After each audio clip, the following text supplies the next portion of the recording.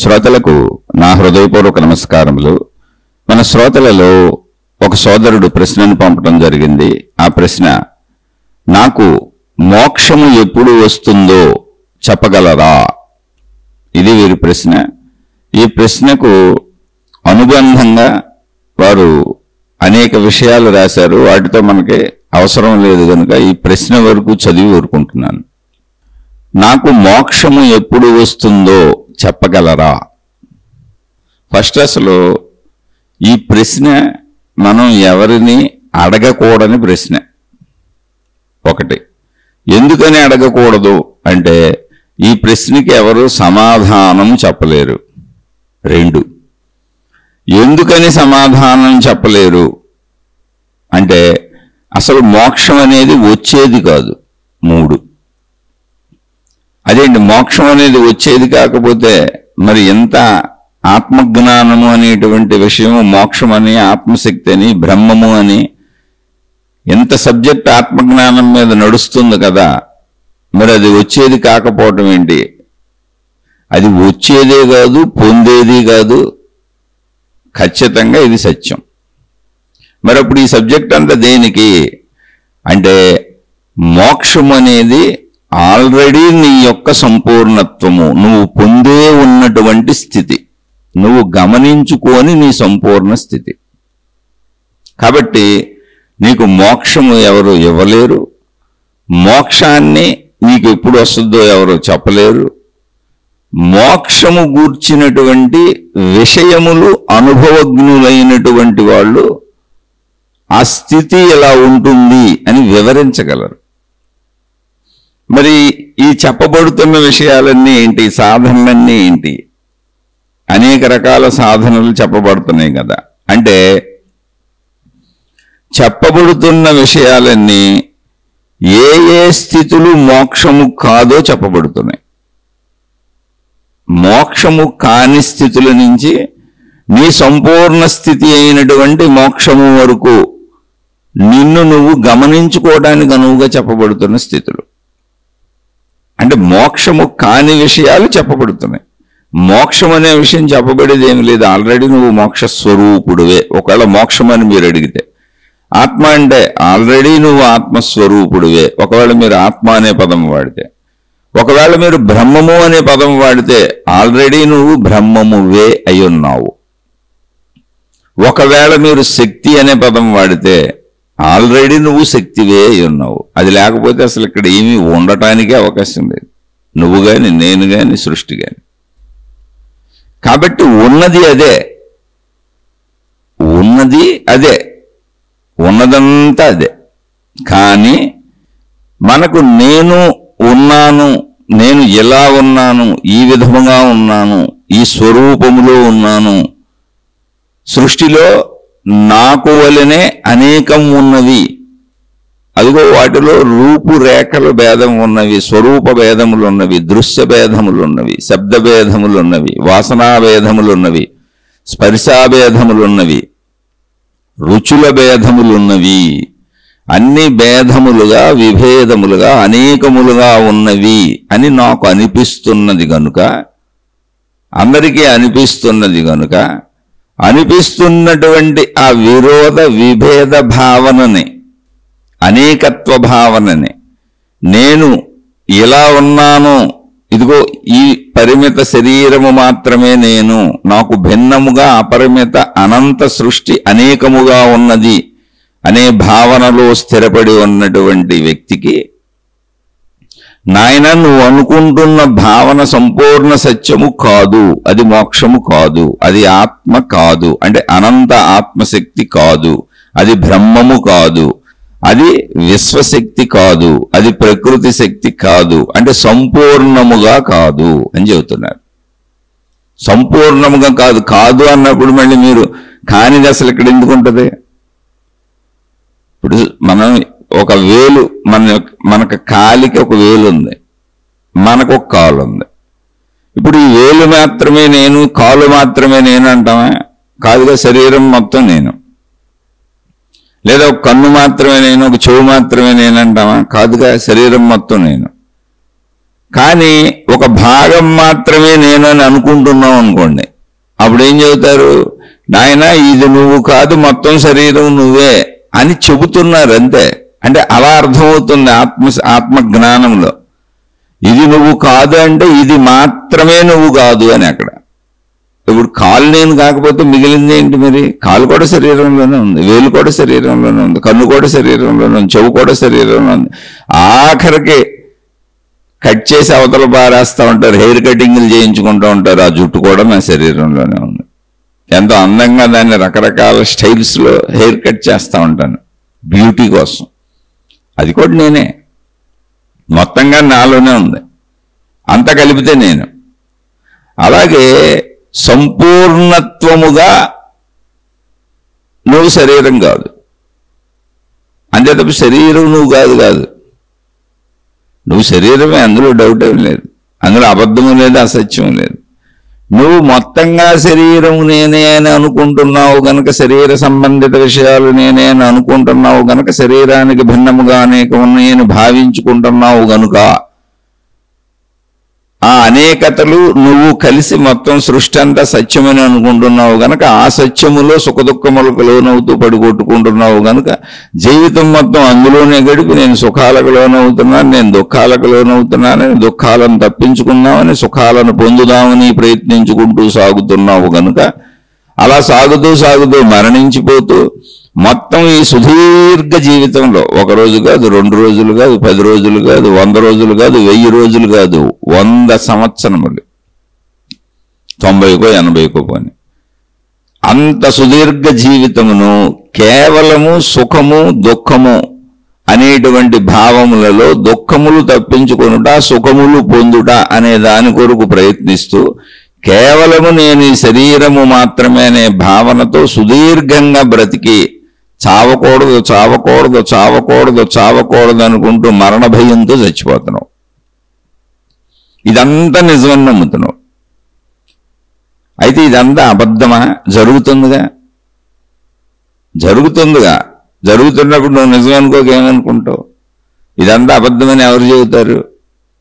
మరి ఎందుకు ఈ ఆత్మజ్ఞానం వచ్చిందండి? ఇదంతా ఏంటి గోల? ఇది నిజమైతే అదేంటి మరి అంటే, ఇది సంపూర్ణ నిజం కాదు. అందుకని కొన్ని చోట్ల గ్రంథాలలో రాయబడి ఉన్నప్పుడు, చెప్పబడి ఉన్నప్పుడు వాళ్ళు చెబుతున్నది ఏంటంటే, ఈ శరీరం నువ్వు కాదు, నువ్వు అనంత ఆత్మస్వరూపుడివి అన్నప్పుడు నువ్వు శరీరాన్ని వదిలేసి ఇది నేను కాదు, ఇది అబద్ధం అనుకుని ఇంకోటి ఏదో ఉంది పొందుదాం అనుకుంటున్నావు. కాదు, అలా కాదు, అలా కానే కాదు,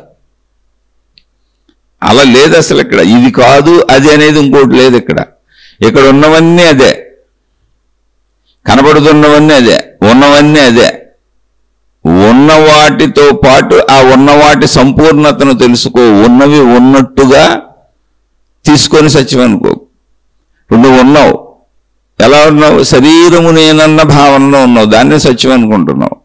దానికి 80-90 సంవత్సరాల మరణ పర్యంత సుదీర్ఘ జీవితాన్ని బ్రతుకుతున్నావు. ఏం చేసావు ఈ సుదీర్ఘ జీవితంలో? ఏమీ చేయలేదు. 5 రకాలే చేశాను. తిన్నాను, తాగాను, అంటే మొత్తం రుచులు. కంటితో చూశాను, చెవులతో విన్నాను, ముక్కుతో వాసనలు చూశాను, అనేక రకాలు నా ఇష్టారాజ్యంగా తిన్నాను. చర్మంతో స్పర్శా సుఖాలు అనుభవించాను, స్త్రీ పురుష శారీరక స్పర్శ సుఖాలు అనుభవించాను. వాసనలు నాకు నచ్చినవన్నీ పీల్చుకుంటూ బతికాను. ఇంతే చేసింది. ఇవే పదే రోజు చేస్తున్నాను. మళ్ళీ ఇవే రోజు చేస్తున్నాను. ఇలా 80-90 సంవత్సరాలు బ్రతికినాక మృత్యువు తీసుకుపోయింది. నాకైతే వెళ్ళాలని లేదు.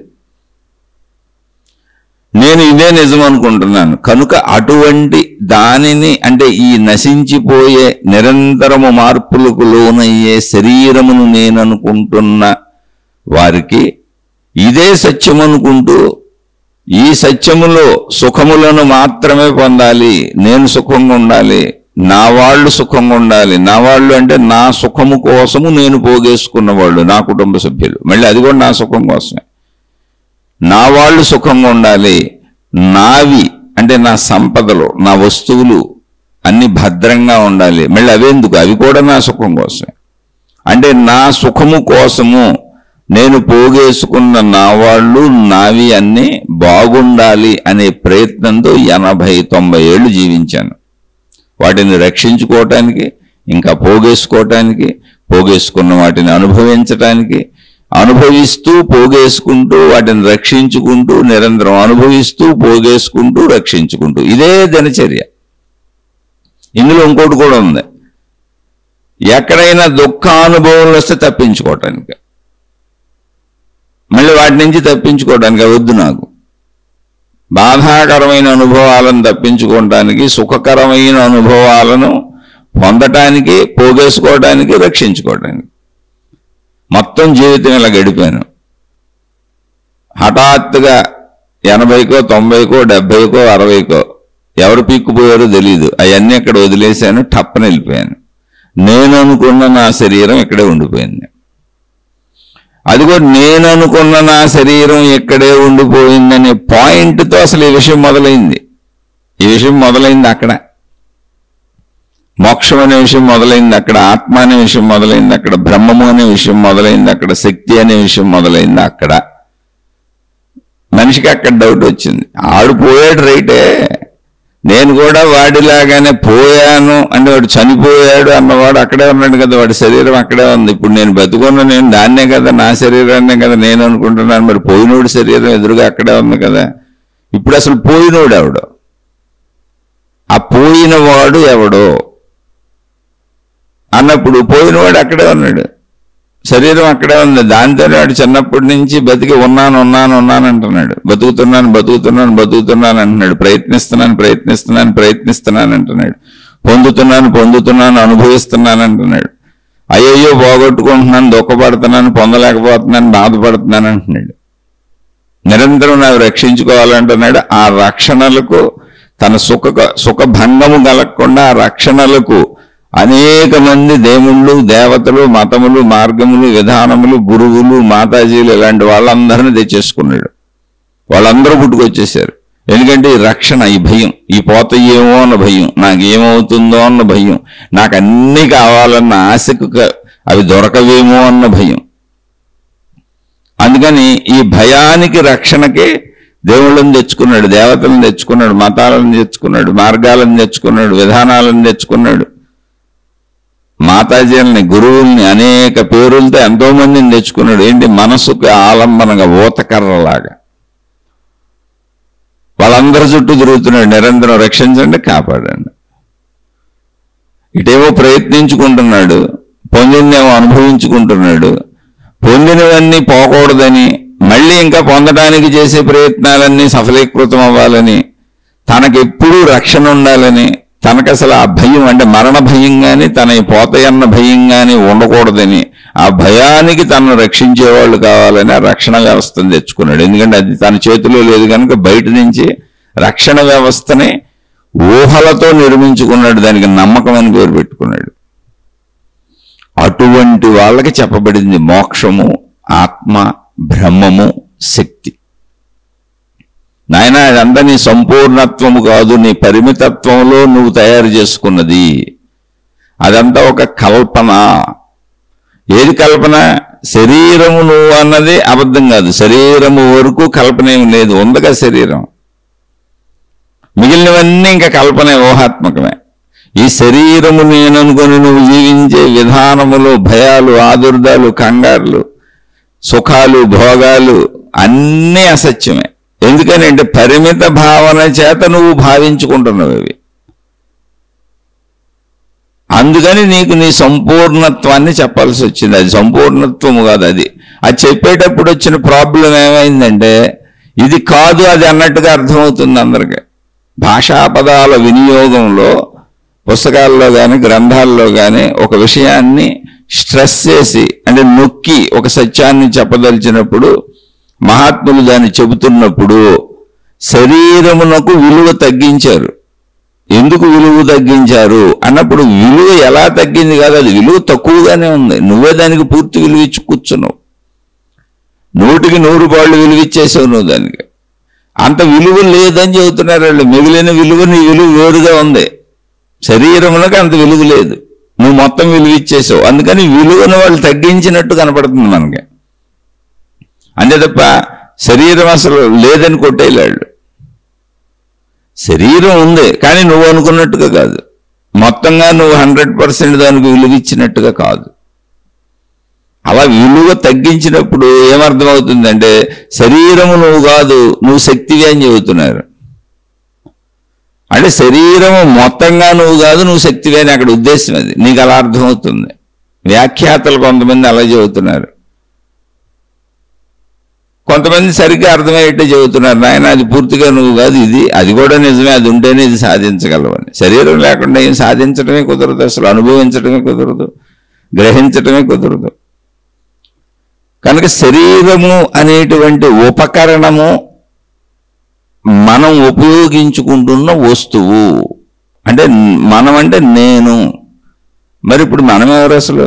ఇది ఉపకరణం అయితే అంటే ఒక కారును వాడుకున్నట్టుగా, ఒక మోటార్ సైకిల్ని వాడుకున్నట్టుగా, ఒక సైకిల్ని వాడుకున్నట్టుగా, ఒక వస్తువును వాడుకున్నట్టుగా శరీరాన్ని వాడుకుంటున్నానా అంటే ఏమో గ్రహించు, నువ్వే పరిశీలించు. పరిశీలిస్తే అన్నీ అర్థమవుతాయి. ఎవరో చెబితే అవన్నీ మాటలే, చెబితే వినేవన్నీ మాటలు, చదివితే అర్థమయ్యేవన్నీ మాటలు, పుస్తకంలో రాసిన మాటలు. అనుభవం ఎక్కడుంది నీకు? మాటలు ఉన్నాయి, అక్కడ శబ్దాలు ఉన్నాయి. ఒకళ్ళ పుస్తకాలు చదువుకుంటే ఆ చదివిన దాని అర్థాలని ఇష్టం వచ్చినట్టు నువ్వు అర్థం చేసుకుందే ఉంది. అక్కడ వాళ్ళు ఇష్టం వచ్చినట్టు వాళ్ళు రాశారు, నువ్వు ఇష్టం వచ్చినట్టు నువ్వు అర్థం చేసుకున్నావు. ఇక్కడ శబ్దార్థాలు కాదు, అనుభవం కావాలి. అనుభవం కావాలంటే శబ్దార్థాలను పట్టుకొని నువ్వు పరిశీలించుకుంటూ వెళ్ళు. శరీరము పనిముట్ట, శరీరము నేనేనా? నువ్వే పరిశీలించుకుంటూ వెళ్ళు. ఇప్పుడు మరి శరీరము నేనైతే చనిపోయినప్పుడు పనిముట్ట అక్కడే ఉందిగా, అక్కడే మొదలైంది అసలు. మనిషికి ఆధ్యాత్మికత అనేది ఎక్కడ మొదలైంది అంటే నేను అనుకుంటూ చనిపోయిన మనిషి ఇక్కడే ఉన్నాడు కదా, నాతోనే తిరిగాడు, నాతోనే ఉన్నాడు, మేమిద్దరం అలాగే మాట్లాడుకున్నాం. నేను అనుకున్నట్టు అతను అనుకున్నాడు, అతను అనుకున్నట్టు నేను అనుకున్నా, అందరూ అలాగే అనుకున్నారు. స్త్రీలైనా పురుషులైనా అందరం శరీరం అనే భావించుకున్నాం, ప్రయత్నాలు చేసుకున్నాం, ఎవరికాళ్ళం పరుగులు పెడుతున్నాం, పొందుతున్నాం, ప్రయత్నించి పొందుతున్నాం, పొందినవి అనుభవిస్తున్నాం, అనుభవించినవి మళ్ళీ అనుభవాల కోసం మళ్ళీ ప్రయత్నించి దాచుకుంటున్నాం, అనుభవించిన వాటిని కాసేపు ఆనందిస్తున్నాం, దాచుకున్న పోకుండా మళ్ళీ రక్షించుకునే ప్రయత్నం చేసుకున్నాం, మళ్ళీ నిరంతరం ప్రయత్నిస్తూనే ఉన్నాం. బతుకున్నంత వరకు ప్రాసెస్ ఇంతే. దీనికి అడ్డంగా దుఃఖాలు బాధలు వచ్చి నిలబడిపోయినప్పుడు అవి తప్పించుకునే ప్రయత్నం చేసుకుంటున్నాం. ఇంతే సుఖ దుఃఖములు, నిరంతర ప్రయత్నములు. ఈ ప్రయత్నములలో పొందినవి పోతాయేమో అని భయం. అలా శరీరం కూడా పొందిందే కనుక పోతుందన్న భయం, మరణ భయం. ఎందుకంటే అది జరుగుతుంది కనుక. కానీ మరి నేను అనుకున్న శరీరం ఎప్పుడైతే మరణించి అక్కడే ఉన్నదో అక్కడ మనిషికి ప్రశ్న మొదలవుతున్నది.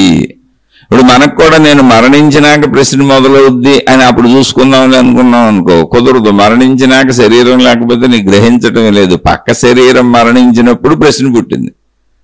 నాలాంటివాడే కదా మరణించాడు, పోయాడు అన్నప్పుడు ఇప్పుడు పోయింది ఏంటి, ఇక్కడ ఉన్నది ఏంటి అని. నేను అనుకున్న శరీరం ఇక్కడే ఉండిపోయింది కదా, మరి ఎందుకు అది కదలటం లేదు అంటే, అది కదలటం లేదంటే ఇన్నాళ్ళు దాన్ని కదిల్చింది ఏంటి?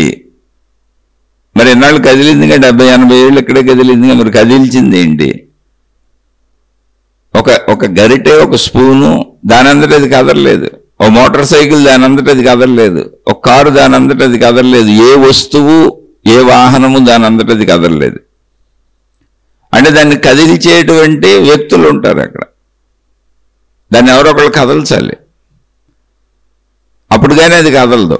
అలాగే మరి నా శరీరం కదులుతున్నప్పుడు నేను మామూలుగా శరీరం కదులుతుందో నేనే కదులుతున్నాను అనుకున్నా, కానీ మరణించినప్పుడు అది కదలలేదు అని తెలిసింది. అది నాకు కాదు, నేను మరణిస్తే నాకు తెలిసే అవకాశమే లేదు. మళ్ళీ నా శరీరం అనే గ్రహణ యంత్రం ఉంటేనే నాకు తెలుస్తుంది. నా ఎదురుగా మరణం జరిగింది నాలాంటి మనిషి. సేమ్ డిటో, మేమిద్దరం కలిసి ఆలోచనలు కూడా చేశాం. అప్పుడు మరి అది కదలటం లేదుగా, అక్కడే ఉండిపోయిందిగా, దాన్ని మరణం అని పేరు పెట్టాంగా, చనిపోయారు అంటున్నాంగా. అంటే ఇప్పుడు కదిల్చినది ఎవరు? ఇది ప్రాబ్లం ఇక్కడ. ఆ అన్వేషణ నుంచి కనుగొనబడిన సత్యము, బ్రహ్మము, ఆత్మ, శక్తి, మోక్షము, ఆత్మసాక్షాత్కారము, సెల్ఫ్ రియలైజేషన్, ఇవన్నీ పుట్టుకొచ్చినాయి. పేర్లు అంతే. ఇవన్నీ అది ఎవరిదే? ఆ కనుగొన్నప్పుడు ఆ కనుగొనబడిన ఆత్మ అనేటువంటి తత్వము ఎవరిది? నాదే. ఆ బ్రహ్మము అనే తత్వము కనుగొనబడిన సత్యము ఎవరిది? నాదే. ఆ శక్తి అని చెప్పబడిన తత్వము ఎవరిది? ఆ శక్తి ఎవరు? నేనే, నాదే. సెల్ఫ్ రియలైజేషన్ ఎవరికి జరిగింది? నాకే. మోక్షం ఎవరికి వచ్చింది? నాకే. నిర్వాణం ఎవరు పొందారు? నేనే. అదంతా ఎవరు అసలు? నేనే. అక్కడ మోక్షము. అది మరి నేనే అయినప్పుడు నాకు శరీరముతో ఉన్నప్పుడు ఎందుకు తెలియటం లేదు? ఇది ప్రాబ్లం. ఇక్కడి నుంచి ఇంక చదువు మొదలైపోయింది. అంటే మనిషి మరణంతో పుట్టింది ఈ చదువు. మనిషి ఎప్పుడైతే మరణ దశకు వచ్చాడో అక్కడ పుడుతుంది ఈ చదువు. చనిపోవటం ఏంటి? మరి నేను ఇదే అనుకోను కదా, దీంతోనే కదా అన్నీ అనుభవించుకుంటూ వెళుతున్నాను. ఇప్పుడు మనమైనా ఆలోచించాల్సింది అంతే. మనం ఆలోచించాల్సిన విధానమైన అంతే. ఇప్పుడు మరణము అన్నప్పుడు ఈ శరీరం ఇక్కడ ఉండిపోతుంది కదా. మరి దీన్ని శరీరాన్ని ఇప్పటి వరకు కదిపింది నడిపింది ఎవరో? మరి శరీరం అయితే ఇక్కడే ఉంది, మొత్తం ఇక్కడే ఉంది. లోపల పార్ట్లు బయట పార్ట్లు అన్నీ అక్కడే ఉన్నాయి. కోసి చూస్తే అన్ని చక్కగా కనపడతాయి కూడా. మరి దీని కదలిక ఎందుకు ఆగిపోయింది? దాన్నే మరణం అని ఎందుకు అంటున్నాం? ఇంకా తర్వాత శరీరం పనికి రాకుండా శిథిలమైపోతుంది. సరే, ఆ శిథిలత్వాన్ని చూడలేక భరించలేక మనమే కాల్ చేయటమో పూర్తి చేయటమో చేసేస్తున్నాం. అంతటితో ఆ మనిషి అంతము. ఇక లేడు, ఇక లేరు, స్త్రీలైన పురుషులైన అనేటువంటి సత్యాన్ని ఒకదాన్ని అంగీకరించుకొని ఆ సిద్ధాంతాన్ని పట్టుకొని ఇక జీవితాలు గడుపుకుంటూ వెళ్ళిపోతున్నాం. కానీ ఇప్పుడు కదిపింది ఎవరు? అక్కడ మొదలైంది. మరణంలో ప్రశ్న ఉంది. మరణాన్వేషణ చేస్తే అన్ని అర్థమైపోతుంది. మరణంలో ప్రశ్న ఉంది. ఎన్నాళ్ళు దీన్ని కదిపింది ఎవరో? ఇప్పుడు కదపకుండా దాన్ని వదిలేసింది ఎవరు? అది తెలుసుకోవాలి. అక్కడి నుంచి ప్రయత్నించారు. ఇక ఇది తెలుసుకోవాలంటే నేను ఉండగానే తెలుసుకోవాలి. ఎందుకని? మరణించినాక ఎలా తెలుసుకుంటాను? మరణిస్తే పూర్తి చేయడం కాల్ చేయడం జరిగిపోతుందిగా. అది శిథిలమైపోయింది, ఇంకా పనికిరాదుగా. కాబట్టి ఇది ఉండగానే గ్రహించటము అనే శక్తి ఒకటి ఉంది, అర్థం చేసుకోవటం ఉంది. ఇప్పుడు చూడండి, ఇది ఉన్నప్పుడు మనం ప్రయత్నించాం, గ్రహించాం, అర్థం చేసుకున్నాం, అనేకం పొందాం, అనుభవించాం, అనేక అనుభవాలు ఉన్నాయి, అనేక సుఖాలు ఉన్నాయి, అనేక దుఃఖాలు ఉన్నాయి, సుఖ దుఃఖ రూపాలలో అనేక అనుభవాలు ఉన్నాయి. వీటికి సంబంధించిన జ్ఞానం ఉంది, ప్రయత్నత ఉంది, పొందటం ఉంది, అనుభవించటం ఉంది, అర్థం చేసుకోవడం ఉంది, అవగాహన ఉంది. అనేక భావాలు ఈ శరీరం వలన ఉంటున్నాయి, ఈ శరీర కదలికల్లో ఉన్నాయి. కాబట్టి ఇది ఉండగానే దాన్ని కూడా ఇప్పుడు అర్థం చేసుకోవాలి. అలా ప్రయత్నం మొదలైంది. అలా ప్రయత్నం మొదలైనప్పుడు శరీరముతోనే నేనున్నప్పుడు శరీరాన్ని కదుపుతున్నది ఎవరో నాకు తెలియట్లేదు.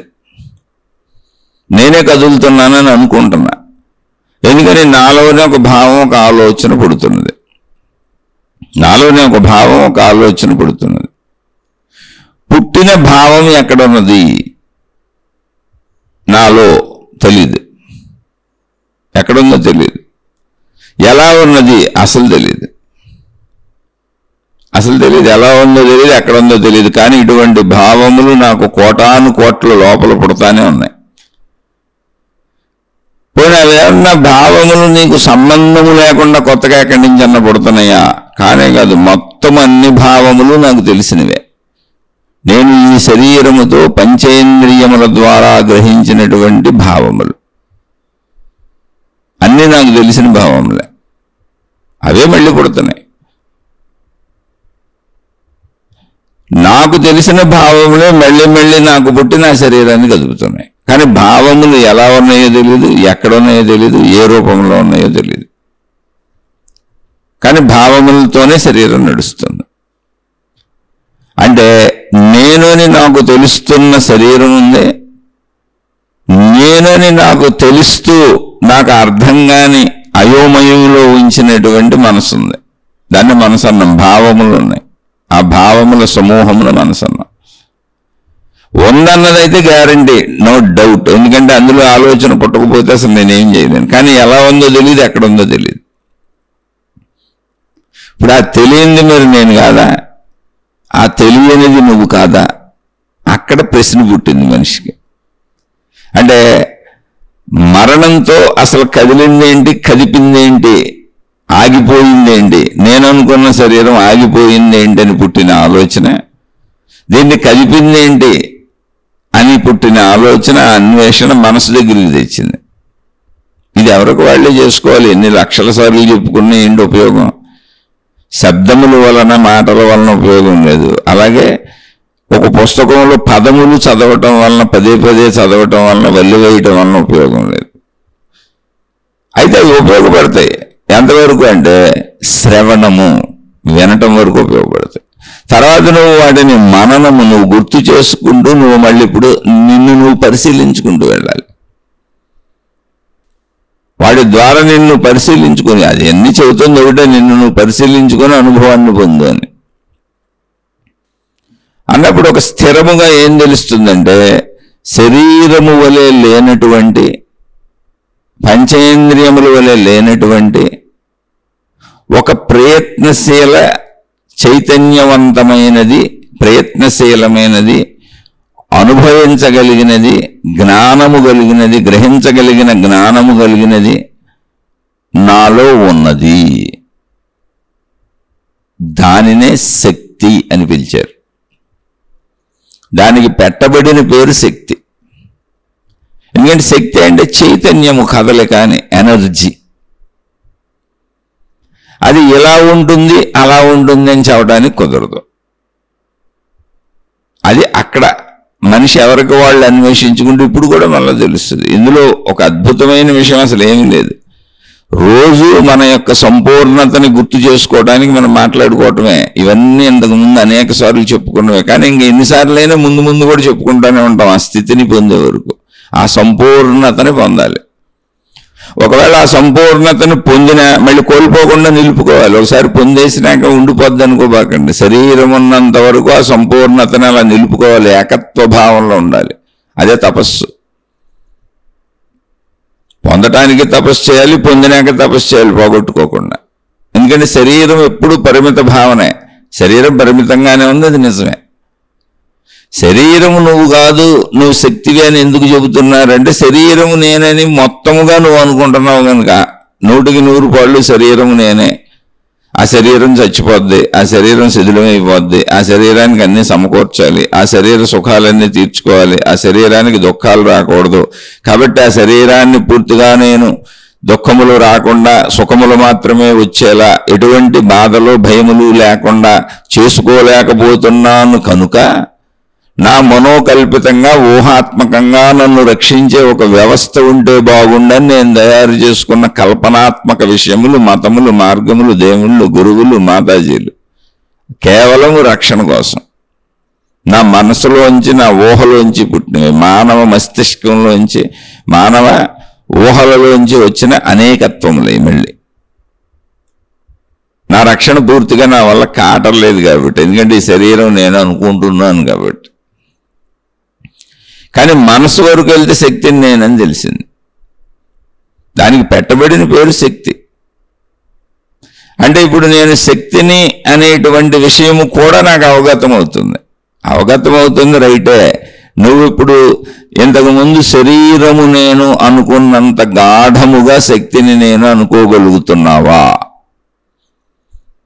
అంత గాఢముగా అనుకోగలిగే వరకు నువ్వు శక్తిని నేను అని ఎన్నిసార్లు ఇలా విన్నా, ఎన్నిసార్లు ఏ పుస్తకాల్లో ఇలా చదివినా, ఎంతమంది చెబుతున్నప్పుడు ఇలా వినే ఉపన్యాసాలు విన్నా, నీకది అనుభవము కాదు.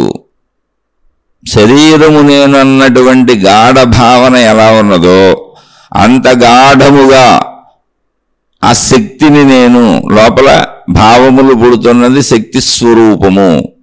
శక్తిని నేను అనే గాఢత్వము కావాలి. ఆ గాఢత్వమును పెంపొందించుకోవడానికి ఏం చేయాలి? ఇప్పుడు శరీర భావన ఎలా పెరుగుతుంది మనకి? ఒకసారి చూసుకోండి. శరీరము నేను అన్న భావన ఎలా పెరుగుతుంది? రోజు శరీరాన్ని ఉపయోగిస్తున్నాం, రోజు శరీరంతో ప్రయత్నిస్తున్నాం, రోజు శరీరంతో అనుభవిస్తున్నాం, రోజు శరీరంతో సుఖమో దుఃఖమో పొందుతున్నాం. అందువలన శరీరము నేనన్న భావన ప్రతి సెకను ప్రతి నిమిషము పెరుగుతూనే ఉంది. మరి శక్తిని నేనన్న భావానికి ఏం చేసావు? ఏం చేయట్లేదుగా. దానికే చెప్పారు ధ్యానము, తపస్సు. శక్తిని నేనన్న భావాన్ని ఇప్పుడు అర్థం చేసుకో. నీలో కదలికలకు మూలము, శరీర కదలికలకు మూలం ఏదో ఉందిగా ఒకటి. శరీర కదలికలు దాని వలనగా జరుగుతున్నాయి. ఆ కదలికలకు మూలమైంది ఏంటో చూసుకో. శక్తి, దాని పేరు శక్తి. ఆ కదలికలు ఉన్నాయిగా నీలో, వాటిని గమనిస్తూ కూర్చో. కదిలిపోబాక, కదలికలను గమనిస్తూ కూర్చో. కదలికలు ఉన్నవన్న గాఢ సత్యాన్ని స్థిరముగా లోపల అంగీకరించి ఆ అంగీకారం అనుభవం అయ్యే వరకు, దృఢపడిపోయే వరకు అలా రోజు కూర్చో. ఎందుకని రోజు తింటుంటే, రోజు చూస్తుంటే, రోజు తాగుతుంటే, రోజు వింటుంటే, రోజు వాసన చూస్తుంటే, రోజు స్పర్శలు అనిపిస్తూ ఉంటే, రోజు శరీరముతో తిరుగుతూ శరీరాన్ని కదుపుతూ ఉంటే శరీరము నేనన్న భావన బలపడింది. అలాగే రోజు శక్తిని నేనన్న భావనను కూడా పెంచుకో. అందుకే చెప్పుకున్న విషయాలే, ఎన్నిసార్లు చెప్పుకున్న విషయాలని మళ్ళీ మళ్ళీ చెప్పుకోవడమే, విన్నది వింటమే, చెప్పుకోవడమే. అది అనుభవము గాఢము అయ్యే వరకు, అది అర్థమయ్యే వరకు, అది స్థిరపడిపోయే వరకు. ఎంత స్థిరపడిపోయే వరకు అంటే ఈ శరీరము నేనే అని ఎంత స్థిరపడిపోయిందో అంత స్థిరపడిపోయే వరకు. కాబట్టి కూర్చో ప్రశాంతంగా. ఇప్పుడు శరీరాన్ని కదిపితే శరీరము నేనన్నది స్థిరపడిపోద్ది. శరీరాన్ని కదపకుండా ప్రశాంతంగా లోపల చూసుకో. భావములు కదులుతున్నాయి, ఆలోచనలు కదులుతున్నాయి, అనేక భయాలు కదులుతున్నాయి, ఆదుర్దాలు కదులుతున్నాయి, కంగారులు కదులుతున్నాయి, సుఖాలు కదులుతున్నాయి, దుఃఖాలు కదులుతున్నాయి, సంతోషాలు కదులుతున్నాయి, ఆనందాలు కదులుతున్నాయి, అనేక దృశ్యాలు ఉన్నాయి, అనేక శబ్దాలు ఉన్నాయి, అనేక రకాలైనటువంటి వాసనలు ఉన్నాయి, అనేక స్పర్శానుభూతులు ఉన్నాయి, అనేక రుచులకు సంబంధించిన అనుభూతులు ఉన్నాయి, అనేక రకాలుగా లోపల అనేకము కదులుతూనే ఉన్నాయి. కదులుతున్న వాటితో కదలకు, వాటిని అర్థం చేసుకోకు, వాటిని గ్రహించుకో, వాటిని గమనించు. అది టైం పట్టుద్ది అంతే. వాటిని అర్థం చేసుకోకు, వాటితో మిళితమైపోయి కదలకు, వాటితో మిళితమైపోయి స్పందించిపోకు. నేను ఇప్పుడు వీటితో మిళితమై స్పందించకూడదని నిర్ణయించుకొని కూర్చోంతే. ఇక్కడ శక్తి ఉన్నదని రూఢీపరుచుకోవడానికి చూస్తున్నాను అంతే. అది నాలో కదలికలవి, నా అంతరంగములో కదలికలవి. ఇప్పుడు శరీరాన్ని కదపట్లా, కానీ శరీరములో నాలో కదలికలవి. అంటే నేను కదలికలుగా కూడా ఉన్నాను. శరీరం కదపకపోయినా నేను కదలికలుగా ఉన్నాను. ఇప్పుడు నేను శరీరం కదపట్లే అసలు, కానీ నేను కదలికలుగా ఉన్నాను. ఏ విషయాన్ని నిర్ధారణ పరుచుకో. నీకు నువ్వే నిర్ధారణ పరుచుకో. ఎన్నిసార్లు? 1000 సార్లు, 1,00,000 సార్లు, 1,00,000 సార్లు. ప్రతిరోజు దీనిని ఒక అభ్యాసము కింద పెట్టుకో. అదే సాధన. ఆ అభ్యాసం కింద పెట్టుకోవడానికే రోజు మనం శ్రవణము, ఈ శీర్షికలు వినటం అనే ప్రాక్టీస్ పెట్టుకుంది. విన్నాక మళ్ళీ విన్నప్పుడు ఏమైంది? ఆ విషయం బలపడింది. కానీ విన్నది అన్నప్పుడు విన్నది శరీరంతోనే, చెబుతున్నది శరీరంతోనే. మళ్ళీ ఇది శరీర భావననే పెంచే అవకాశం ఉంది. కానీ అర్థమవుతున్న విషయం వేరే అయినా విన్నది శరీరంతో, చెబుతున్నది శరీరంతో.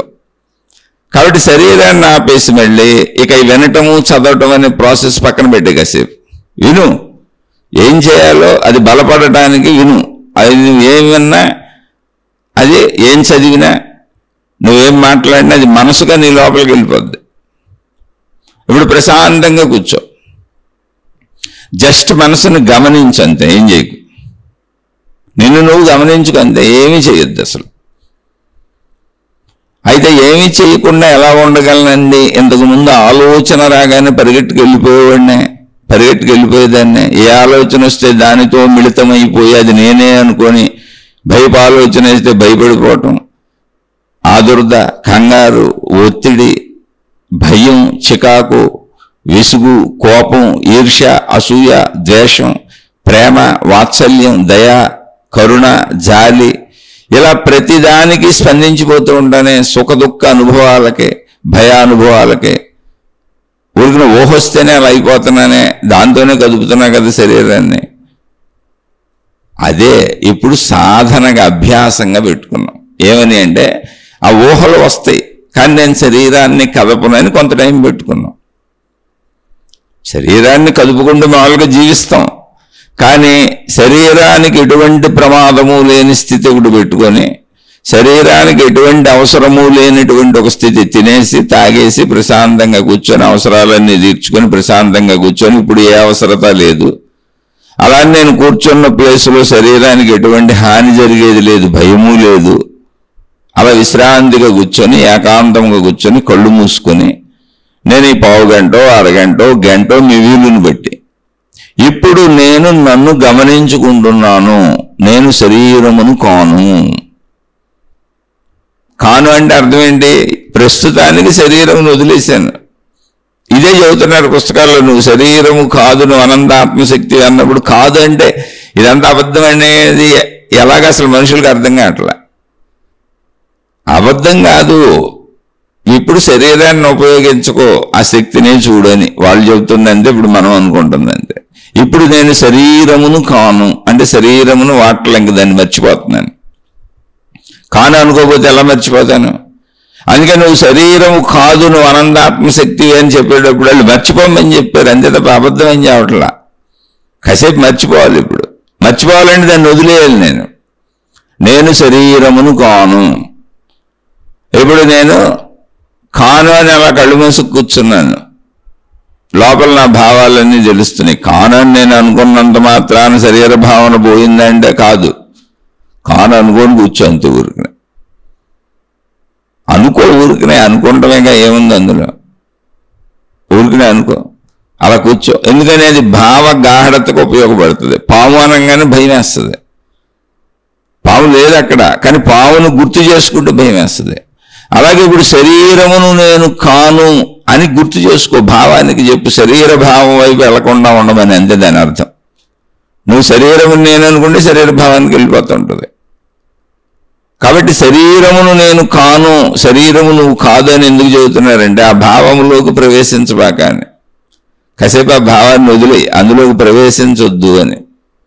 అంటే అంతకు మించి అందులో పెద్ద విశేషత ఏమీ లేదు, విషయం లేదు. ఇప్పుడు ఆ భావంలోకి వెళ్ళొద్దని అంతే. అలా ఇప్పుడు కూర్చొని ఆ భావంలోకి వెళ్లకుండా ఉండడానికి కాసేపు నేను శరీరమును కాను, ఇప్పుడు శరీరంతో ఏం చేయటం లేదు, మరి నేను ఎవరిని నువ్వే ప్రశ్న వేసుకొని నువ్వు అన్వేషించుకో. ఇప్పుడు శరీరాన్ని కాదు కదా, ఓకే కళ్ళు మూసుకున్నాను కూర్చున్నాను, అసలు ఇప్పుడు నేను ఉన్నానా లేదా? ఉన్నానా లేదా? ఇక్కడే ఒక అద్భుతమైనటువంటి ఒక ఆసరాన్ని రమణ భగవానులు తనకు జరిగిన అనుభవంతో ఇచ్చారు మనకు, మృత్యనుభవం అని. మహాత్ములు ఎవరైనా మనం వాళ్ళ చరిత్రలు చదవటం, వాళ్ళ బోధలు వినటం ఎందుకు చేయాలంటే మన ప్రయాణంలో, అంటే మన సంపూర్ణతను మనం తెలుసుకునే ప్రయాణంలో వాళ్ళని ఎలా తెలుసుకున్నారు అనేది అక్కడక్కడ మనకు ఉపయోగపడుతుంది. వాళ్ళకి అర్థమయ్యారు కదా, వాళ్ళ సంపూర్ణత్వం వాళ్ళకి తెలిసింది కదా, అందుకే వాళ్ళు నేను అనంత ఆత్మశక్తిని చెబుతున్నారు. రమణ మహర్షి వారు ఆయన ఇంట్లో పడుకొని ఉన్నప్పుడు ఓ 13 సంవత్సరాల వయసు ఆ ప్రాంతంలో ఇంట్లో వాళ్ళందరూ బయటికి వెళ్ళారు, ఆయన ఇంట్లో ఉన్నారు, ఆయన ఒక్కరే ఉన్నారు. అకారణముగా అసలు ఇంట్లో ఉన్నారు, ఎవరు మనుషులు కూడా లేరు, పగలేను, ఏం ఇబ్బంది లేదు, కానీ అకారణముగా ఆయనకి ఒక భయం కలిగింది, మనసులో ఒక ఉద్వేగం కలిగింది, ఒక ఆలోచన కలిగింది. అంటే ఇంతకంటే భాషలో చెప్పడానికి ఏమి ఉండదు అక్కడ. అందులో నాబోటోళ్ళు చెప్పేటప్పుడు మళ్ళీ ఆ భాష మారిపోయి ఉండొచ్చు, ఎందుకంటే రమణ మహర్షి యాక్చువల్గా అది తమిళంలో చెప్పుంటారు. అది ఎన్ని పరావర్తనాలు, ఎన్ని పరివర్తనాలు చెందిందో, ఎన్ని రకాలుగా మారి మన దగ్గరికి వచ్చిందో దాన్ని అర్థం చేసుకుందాం అంతే. అకారణముగా లోపల చనిపోతున్నాను అనేటువంటి విపరీతమైనటువంటి గాఢ భావన కలిగింది, ఏ కారణము లేదు. అంతకు ముందు అసలు చాలా హాయిగా సంతోషంగా ఉన్నారు, కానీ భయానికి సంబంధించిన భావాలు ఏమీ లేవు, అనారోగ్యాలు లేవు, ఏమి లేవు అసలు. అలాంటిది విన్నది లేదు, పోనీ చూసింది లేదు ఊహించుకోవడానికి. చక్కగా ఉన్నారు. ఇంట్లో బయటికి వెళ్ళారు, ఆడుకునే పిల్లాడు, స్కూల్కి వెళ్ళే పిల్లాడు, అందరిలాగానే ఆడుకుంటూ మనం ఎలా ఉంటామో అలాగే ఉన్నారు ఆయన కూడా. కానీ ఆయనకి అకారణముగా నేను చనిపోతున్నాను అనేటువంటి భావము తీవ్రముగా శరీరం అంతా వ్యాపించేసి గాఢ భావనగా ఉండిపోయింది. వెంటనే ఆయన చనిపోయినట్లుగా పడుకున్నారు. పడుకున్నారో లేదా నిజంగా పడిపోయారో మనకు తెలియదు ఆ విషయం. అది పుస్తకాల్లో అలా ఉంది, అలాగే మాట్లాడుకుంటున్నాం. చనిపోయాను అని పడుకున్నారు. చనిపోవటం ఆయనకు తెలుస్తుంది, చనిపోయినట్టు తెలుస్తుంది. తన శరీరం అలా పడుకొని ఉన్నట్టు, తనకు చనిపోతున్న గాఢ భావన వచ్చినట్టు, ఆ గాఢ భావనలో తను చనిపోతున్నట్టు, చనిపోయినట్టు అలా పడుకున్నారు. అంటే తెలిసి పడుకున్నారా, తెలియక పడుకున్నారా, లేదా మొత్తం ఆయనకు తెలుస్తుందా? శరీరం పడిపోవడం కూడా తెలుస్తుంది అనుకోండి, అప్పుడు నేనే పడుకున్నట్టు ఉంటుందిగా. కనుక అక్కడ స్థితిని మనం ఊహించలేం. ఆ స్థితిలోకి వెళ్తే తప్ప మనకు తెలియదు. ఇప్పుడు చనిపోతున్న వ్యక్తి, ఎవరైనా మరణశయ్యపై ఉన్నాడు, చనిపోతున్న వ్యక్తి చనిపోతున్నాను అని అతనికి తెలుస్తుంది అనుకోండి, ఎలా చనిపోతున్నాడో కూడా తెలుస్తుంది. కాకపోతే చవటానికి చనిపోతున్నది, అప్పుడు చవటానికి నోరు లేదంతే అక్కడ. అందుకని శక్తి దాన్ని వదిలేస్తుంది, కానీ తెలుస్తుంది, సమస్తము తెలుస్తుంది, చనిపోయే ప్రాసెస్ అంతా. ఆ ప్రాసెస్ రమణ మహర్షికి తెలిసింది, అది జరిగింది అక్కడ. చనిపోతున్నానన్న తీవ్రమైన గాఢ భావన వచ్చినప్పుడు ఆయన చనిపోయినట్టుగా అలా నేల మీద పడుకున్నారు. అంటే చనిపోయే ప్రాసెస్ ఆయనకి తెలుస్తుందని అర్థం. ఇప్పుడు మనం పడుకున్నామని అర్థం కాదు. ఆ ప్రాసెస్లో బాడీ పడిపోతుంది. చనిపోతున్నప్పుడు బాడీ పడిపోతుంది. బాడీ పడిపోతుంది కాదు, చలనరహిత స్థితికి వెళ్ళిపోతుంది. దానిలో శక్తి దాన్ని వీడుతున్నది. ఆ స్థితి ఆయనకి తెలిసింది, అలా పడుకున్నారు. చనిపోయే ప్రాసెస్ అంతా ఆయనకి ఎరుకలోనే ఉంది, గమనిస్తున్నారు, తెలుస్తుంది మొత్తం. భావన మొదలవడం నుంచి, అంటే చనిపోతున్నానన్న గాఢ భావన, అంటే శరీరం నుంచి ప్రాణశక్తి వేరవటం అనే గాఢ భావన మొదలైంది, శరీరంలో ప్రాసెస్ మొదలైంది. అది భావనగా తెలిసింది, చనిపోతున్నాను అని. వెంటనే శరీరం పడుకున్నది. అంటే ఆయన పడుకున్నారా, అదే పడుకున్నదా, లేదా ప్రాసెస్ తెలియటం వలన నేనే పడుకున్నానని అనిపిస్తున్నదా, లేదా అది పడుకొని పడిపోయినా కూడా తెలియటం వలన పడుకున్నట్టు తెలుస్తున్నదా? ఏదైనా జరిగి ఉండొచ్చు అక్కడ. It's process. మరణం అనే ప్రాసెస్ మరణిస్తున్న వ్యక్తికి తెలుస్తుంది, మనం ఊహించలేం. అయితే మరణిస్తున్న ఏ వ్యక్తి తిరిగి వచ్చి చెప్పలేదు. ఎందుకనంటే మరణం వెంటనే శరీరం ఆగిపోవటం, శక్తి శరీరాన్ని వదిలేయటం. శక్తి శరీరాన్ని వదిలేసినాక చెప్పలేరు. కానీ ఇక్కడ రమణ భగవానులకు జరిగిన అద్భుతమే మనకి చెప్పటానికి అనువుగా జరిగింది. అసలు చరిత్రలో ఏ మహాత్ముడికి ఎంత స్పష్టంగా జరగలేదు. అంత స్పష్టంగా తిరిగే మహాత్ముడు లేడు. ఆయనకి జరిగింది. ఆయన పడుకున్నారు, చనిపోయారు, అలా పడుకున్నారు. ఆయనకి ఆయన శరీరం కనపడుతుంది. ఆ చనిపోయే ప్రాసెస్ అంతా తెలిసింది. అది గాఢమైనటువంటి ముందు భయభావనతో మొదలైంది. అది చనిపోతున్నానని స్పష్టంగా తెలుస్తుంది. చనిపోతున్నానన్న గాఢ భావన మొదలైంది శరీరంలో. తర్వాత శరీరం అలా పడుకుంది. నేను పడుకున్నానన్నారు ఆయన. అలా పడుకుంది. నేను చెప్పేది పుస్తకాల్లో అదే. ఎందుకంటే రమణ మహర్షి దగ్గర నేను లేను పక్కన. ఒకవేళ ఉన్నా కూడా వారి స్వీయ అనుభవాన్ని మనం ఎవరూ కనిపెట్టలేం. ఎట్లా తెలుస్తుంది? మరణించే బోళ్ళ మంది పక్కన మనం ఉంటాం. మన కుటుంబ సభ్యుల్లో బోళ్ళ మంది మరణించి ఉండొచ్చు, కానీ పక్కన తెలియదు. డాక్టర్లు బోళ్ళ మంది ఉంటారు, తెలియదు, ప్రాసెస్ తెలియదు. మరణిస్తున్న వ్యక్తికి తెలుస్తుంది అనేదానికి సాక్ష్యం రమణ భగవానుడు. అయితే మరణించినాక మరి శరీరం లేదు కాబట్టి మిగిలిన వాళ్ళు చెప్పలేరు. ఆయన శరీరంతో ఉన్నారు. 13వ ఏటో 14వ ఏటో ఈ అనుభవం జరిగితే, ఈ మరణానుభవం, మృత్యు అనుభవం జరిగితే ఆయన సుమారు 80-85 ఏళ్ల వరకు శరీరంతో జీవించే ఉన్నారు భూమి మీద. అందుకే చెప్పారు, స్పష్టంగా చెప్పారు. అది అనుభవము. అనుభవం అంటే అది. అలా ఒక గాఢానుభవం కావాలి మనకి. నేను శక్తి నేనే. దానికి మనం ప్రయత్నించాలి. ప్రయత్నించకుండా ఎలా కుదురుతుంది? మనం శరీరంతో ప్రయత్నిస్తున్నాం కనుక శరీరం నేననే గాఢానుభవం దొరుకుతుంది. కాసేపు శరీరాన్ని ఆపి ప్రయత్నించాలి. ఆ ప్రయత్నానికి సహకరిస్తుంది అని దీన్ని ఇక్కడ ఉదహరించాను. మళ్ళీ ఇక్కడ ఊహలో, కలలో, సూక్ష్మలోకయానాలు, అటు తిరిగి వచ్చాను, ఇటు తిరిగి వచ్చాను, సూక్ష్మ శరీరంతో బయటకు వెళ్ళాను, ఇలాంటి పిచ్చి పిచ్చి చేయబాకండి, బుర్రపాటు చేసుకోబాకండి. అక్కడ రమణ భగవానులు యథాతథంగా చెప్పారు. ఈ సూక్ష్మలోకయానాలు, సూక్ష్మ శరీరాలు ఇవేం మాట్లాడాలి అసలు ఆయన. వారి చరిత్రలు చదువుకోండి వెళ్ళి. నిజమైనటువంటి మృత్యనుభవాన్ని పొందినటువంటి మహాత్ముడు, ఆయన తన్నోడితోనే చెప్పిన వాక్యాలే. ఇంకా నాబోటోడు చెప్పేటప్పుడు పదాల అర్థాలు మారిపోయి ఉండొచ్చు.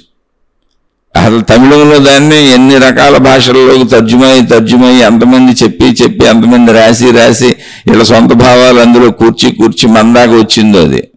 మనం అన్ని పుస్తకాలు ఎవరో చెప్పిన వింటమే కదా. ఇప్పుడు మీరు నేను చెప్పింది అంటున్నారు, ఇందులో మళ్ళీ నేను ఎంత కల్పించానో నాకే తెలియదు, నాకు అలా అర్థమైంది. కానీ ఇందులో భాష ద్వారా భావాన్ని అర్థం చేసుకుందాం అంతే.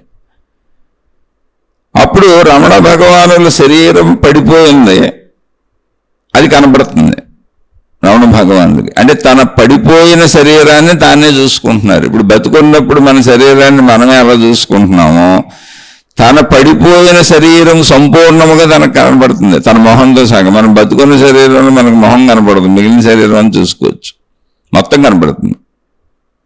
వెంటనే రమణ భగవానుడికి సందేహం వచ్చింది, అదేంటి నా శరీరం ఇది నేను అనుకున్నాను కదా, ఏంటి 13 ఏళ్ల వయసు కుర్రవాడు అండి రమణ భగవానులు అంటే ఎవరో పెద్దగా అనుభవపూర్వకమైన జ్ఞాని, ఓ 80-90 ఏళ్ళ హిమాలయాల నుంచి వచ్చిన గురువుల్ని ఇలా మహిమలు ఊహించుకోబాకండి. 13 ఏళ్ల వెంకట్రామన్ అనే కుర్రవాడు. అతనికి ఆ చిన్న వయసులో ఉన్న వెంకట్రామన్ అనే 13 ఏళ్ల కుర్రవాడికి అనుమానం వచ్చింది, చనిపోతే నాకేమీ తెలియకూడదు కదా, చనిపోయిన వాళ్ళందరినీ తీసుకెళ్లి పూర్తి చేసి కాల్చేస్తున్నారు కదా, మరి చనిపోతుంటే చనిపోయిన నాకు నా శరీరం కనపడుతుందండి, ఉందిగా అక్కడ శరీరం, మళ్ళీ నేనున్నానని నాకు తెలుస్తుందండి, ఒక పక్క శరీరం కనపడుతుంది, నేను ఉన్నానని నాకు తెలుస్తుందండి, ఇదేంటి అనేటువంటి అనుభవం కలిగింది. శరీరము వేరుగా ఉన్నది, తాను వేరుగా ఉన్నట్టుగా అనుభవం తెలుస్తున్నది, కానీ అప్పుడున్న తాను ఎవరో తెలియట్లేదు. తను వేరుగా ఉన్నట్టు తెలుస్తుంది, శరీరం కనపడుతుంది, కానీ శరీరము కనపడుతున్నట్టుగా తాను తనకు కనపడట్లేదు, తాను ఉన్నట్టు తెలుస్తుంది అంతే. అది అక్కడ గమనించుకోండి. ఇదే ఇప్పుడు మనం శరీరాన్ని ఆపి నేను శరీరము కాదు అని అనుకొని, ఒకవేళ భావన ఉంటే రమణ భగవానులకి వారి మరణ శరీరము ఎలా కనిపించిందో అలా నేను ఈ శరీరముతో కూర్చున్నానన్న వేరు భావనను కల్పించుకొని మనమే కాసేపుకి అంతే అలా కూర్చున్నాను, ఇప్పుడు శరీరంతో నాకేం పని లేదు, శరీరం తెలియచ్చు, శరీర భావన ఎక్కడికి పోతే తెలియచ్చు, కానీ కాసేపు మర్చిపోతాను, ఇప్పుడు దాంతో నాకు పని లేదు, దాంతో ఏ పని చేయనని నాలో కదులుతున్న భావశక్తిని, ఆలోచన శక్తిని, అనేక రకములుగా కదులుతున్నటువంటి శక్తి తరంగములను, ఎగిసిపడుతున్న శక్తి తరంగములను, సుఖములు కావచ్చు, దుఃఖములు కావచ్చు, భయములు కావచ్చు, వాటితో కలిసిపోకుండా కేవలము శక్తిని చూస్తాను. ఎందుకు అంటే నేను శక్తిని కూడా అనే భావము నాలో స్థిరపడటానికి. అయితే ఆ మనసును చూడకపోతే నేను శక్తిని నాకు తెలీదు. సముద్ర తరంగములు ఎగిసిపడుతున్నట్టుగా నాలో ఎగిసిపడుతున్న వాటినే చూడాలి నేను, ఎందుకంటే నిశ్చలముగా ఉన్న శక్తి నాకు అనుభవం కాదు, అనుభవానికి అందదు. ఇప్పుడు ఎగిసిపడుతున్న మనసునే చూడాలి, కాకపోతే దాంతో కలిసి వెళ్ళిపోకూడదు, దాన్ని అర్థం చేసుకోకూడదు. ఒక ఆలోచన వచ్చింది, అది అర్థమవుద్ది, అది భయాన్నో బాధనో సుఖాన్నో కల్పిస్తుంది, లేదా ప్రయత్నించమని చెప్పుద్ది. నేను దాన్ని అర్థం చేసుకుని దాంతో కదలను, దాన్ని చూస్తానంతే. ఓ భయభావన వచ్చింది, నేను భయపడను, దాన్ని చూస్తానంతే.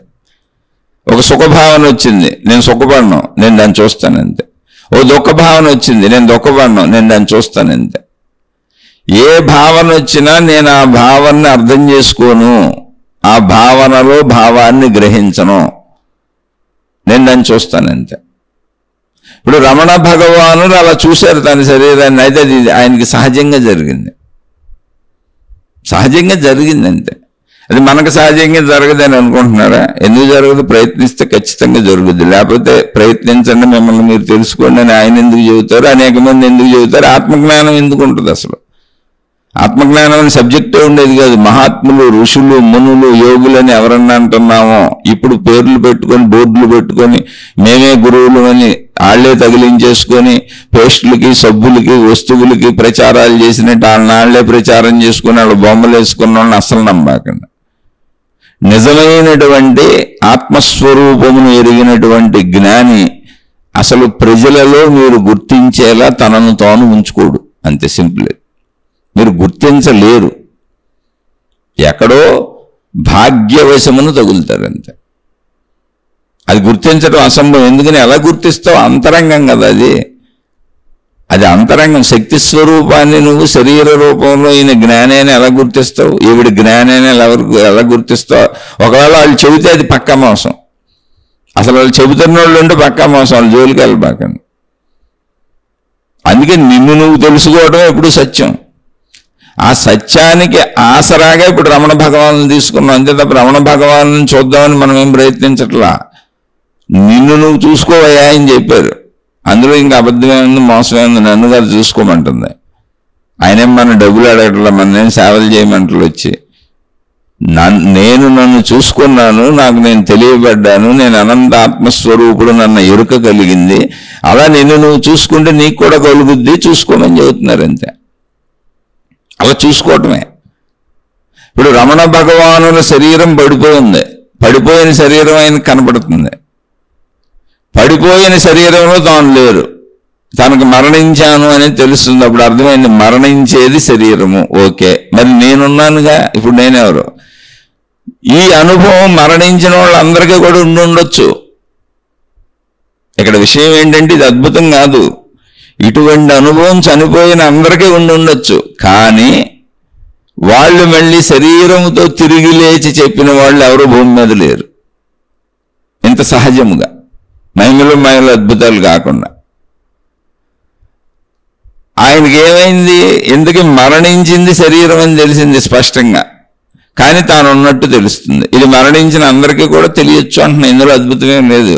మరణిస్తే మనకు కూడా తెలియచ్చు, కానీ మరణించినాక మళ్ళీ శరీరం ఉంటే కదా నేను చెప్పగలను, శరీరం లేకుండా అలా చెప్పగలను. అక్కడ మరణించిన శరీరం తెలుస్తుంది, నేనున్నానని తెలుస్తుంది మళ్ళీ విడిగా. శరీరంలో అయితే నేను లేను, శరీరమునకు భిన్నముగా నేనున్నానని తెలుస్తుంది ఆయనకి. నేను మరణించలేదు అని తెలుస్తుంది. మరణించింది నా శరీరం, అదిగో కనపడుతుంది తెలుస్తుంది. మరి నేనెవరో అంటే అక్కడ ఆయనకి ఏ రూపం ఆయన కనపడట్లేదు, కానీ ఆ నేనెవరో అన్నది ఆయనకి స్పష్టంగా అర్థమైంది. ఇది నేను అని ఆయనకి స్పష్టంగా అర్థమైంది. అది అర్థమయ్యే వరకు ఆ మృత్యు అనుభవం సాగుతూనే ఉంది ఆయనకి. ఎంత టైం పెడితే అంత టైం. ఎంత టైం పట్టిందో తెలియదు. ఎలా తెలుస్తుంది? శరీరములో కాలము శరీరమునకే ఉంటుంది. అందుకని మృత్యు అనుభవం ఎంత సమయం పట్టిందో తెలీదు, కానీ స్పష్టంగా శరీరము వేరు, మరణించేది శరీరము. నేను మరణించలేదు, నేను బ్రతికే ఉన్నాను, నా శరీరమే నాకు కనపడుతుంది అనేటువంటి స్వయం అనుభవము వారికి కలిగింది. అది కలిగే వరకు ఈ ప్రాసెస్ నడుస్తూనే ఉంది. ఆ శరీరం అలా పడిపోయి ఉంది, ఆయన విడిగానే ఉన్నారు, దాన్ని చూస్తూనే ఉన్నారు, దాన్ని గమనిస్తూనే ఉన్నారు. ఆయన శంకలన్నీ, మరి చనిపోయింది శరీరం అయితే నేను ఎలా బ్రతుకున్నాను, నేనెవరు, నేను ఎక్కడ ఉన్నాను అనేటువంటిది మొత్తం ఆయనకి అర్థమయ్యి ఆయన సమాధాన పడే వరకు, అంటే గాఢ భావనలో అదంతా ఆయనలో నిలబడే వరకు అదంతా జరిగింది. మొత్తం మృత్యనుభవం జరిగింది. తర్వాత శరీరములో మళ్ళీ అది కలిసిపోయింది. ఏది శరీరము నుంచి వేరుపడి మృత్యు అనుభవాన్ని కల్పించిందో అది మళ్ళీ శరీరంలో కలిసిపోయింది. అది కూడా ఆయనకు తెలుస్తూనే ఉంది. అయితే ఇదేది ఆయన ప్రయత్నంతో జరగలేదు, అప్రయత్నముగా జరిగినది. అయితే ఇంకా కలిసిపోయిన దగ్గర నుంచి ఆయనకి గాఢ అనుభవం ఉంది. ఏమని అంటే, మరణించేది శరీరము, నశించేది శరీరము. ఈ శరీరాన్ని నేను వాడుకుంటున్నాను, ఇదొక ఉపకరణము, ఇదొక ఉపకరణం మాత్రమే, నేను అనంత ఆత్మస్వరూపుడను. ఈ భావాన్ని చిట్ట చివరి రోజు వరకు చెప్పారు. ఇప్పుడు ఇదే స్టైల్లో దాన్ని పొందటానికి ప్రయత్నిస్తున్నాం. పొందేశానని ఎవరికో చెప్పకండి, నాకు వేరుపడిపోయిందని ఇప్పుడు ఈ కథలల్లే చెప్పకండి. ఆ కథ వాళ్ళందరూ చెప్పచ్చు. చెబితే ఏమవుద్ది, మీరే నష్టపోతారు. ఏమవుతుంది అందులో? కొంచెం ప్రజల దగ్గర డబ్బులు గుంజుకుంటారు, వాళ్ళు సేవలు గుంజుకుంటారు, ప్రజల్ని మీ ఇష్టం వచ్చినట్టు మీ చుట్టూ తిప్పుకుంటారు, మోసాలు చేస్తారు, అన్యాయాలు చేస్తారు. మోసాలకి, అన్యాయాలకి, చెడుకి, అసత్యానికి కర్మఫలాలు అనుభవిస్తారు. అనుభవించక తప్పదు. అందుకని స్వీయ అనుభవాన్ని పొందుతాం. ఎవడి గొడవ మనకెందుకు, ఎవరి డబ్బులో మనకెందుకు, ఎవరి సేవలో మనకెందుకు, ఎవరిని మోసం చేయడం మనకెందుకు, ఈ అన్యాయాలు అక్రమాలు అసలు మనకెందుకు. అందుకని ఇంకా ఎడిపోతే అడిపోనండి. మతాల వాళ్ళు అడిపోతారు, దేవుళ్ళు దేవతల తాలూకాల వాళ్ళు అడిపోతారు, ఎవరికి ఏది నచ్చితే అడిపోతారు. అలానే ఉండి అవన్నీ నేర్చుకొని రావాల్సిందే, అందరూ నేర్చుకొని వస్తారు. ఒకవేళ మోసాలు చేసేవాళ్ళు నేను చేయనండి, ఎన్నాళ్ళు మోసాలు చేస్తారు, చేసి చేసి ఇసుకుపోయి ఈ మోసాల జీవితం ఎందుకని వాళ్ళ మీద వాళ్ళకే రోత పుట్టుద్ది, వాళ్ళ మీద వాళ్ళకే చిరాకు వస్తుంది, వాళ్ళ మీద వాళ్ళకే కోపం వస్తుంది. ఎప్పుడో వాళ్ళే మానేసి వస్తారు. ఆ గొడవ మనకెందుకు, మనం ఎలా భోగం. ఇప్పుడు మనం రమణ భగవానులు ఎలా తన శరీరాన్ని విడిగా గమనించారో,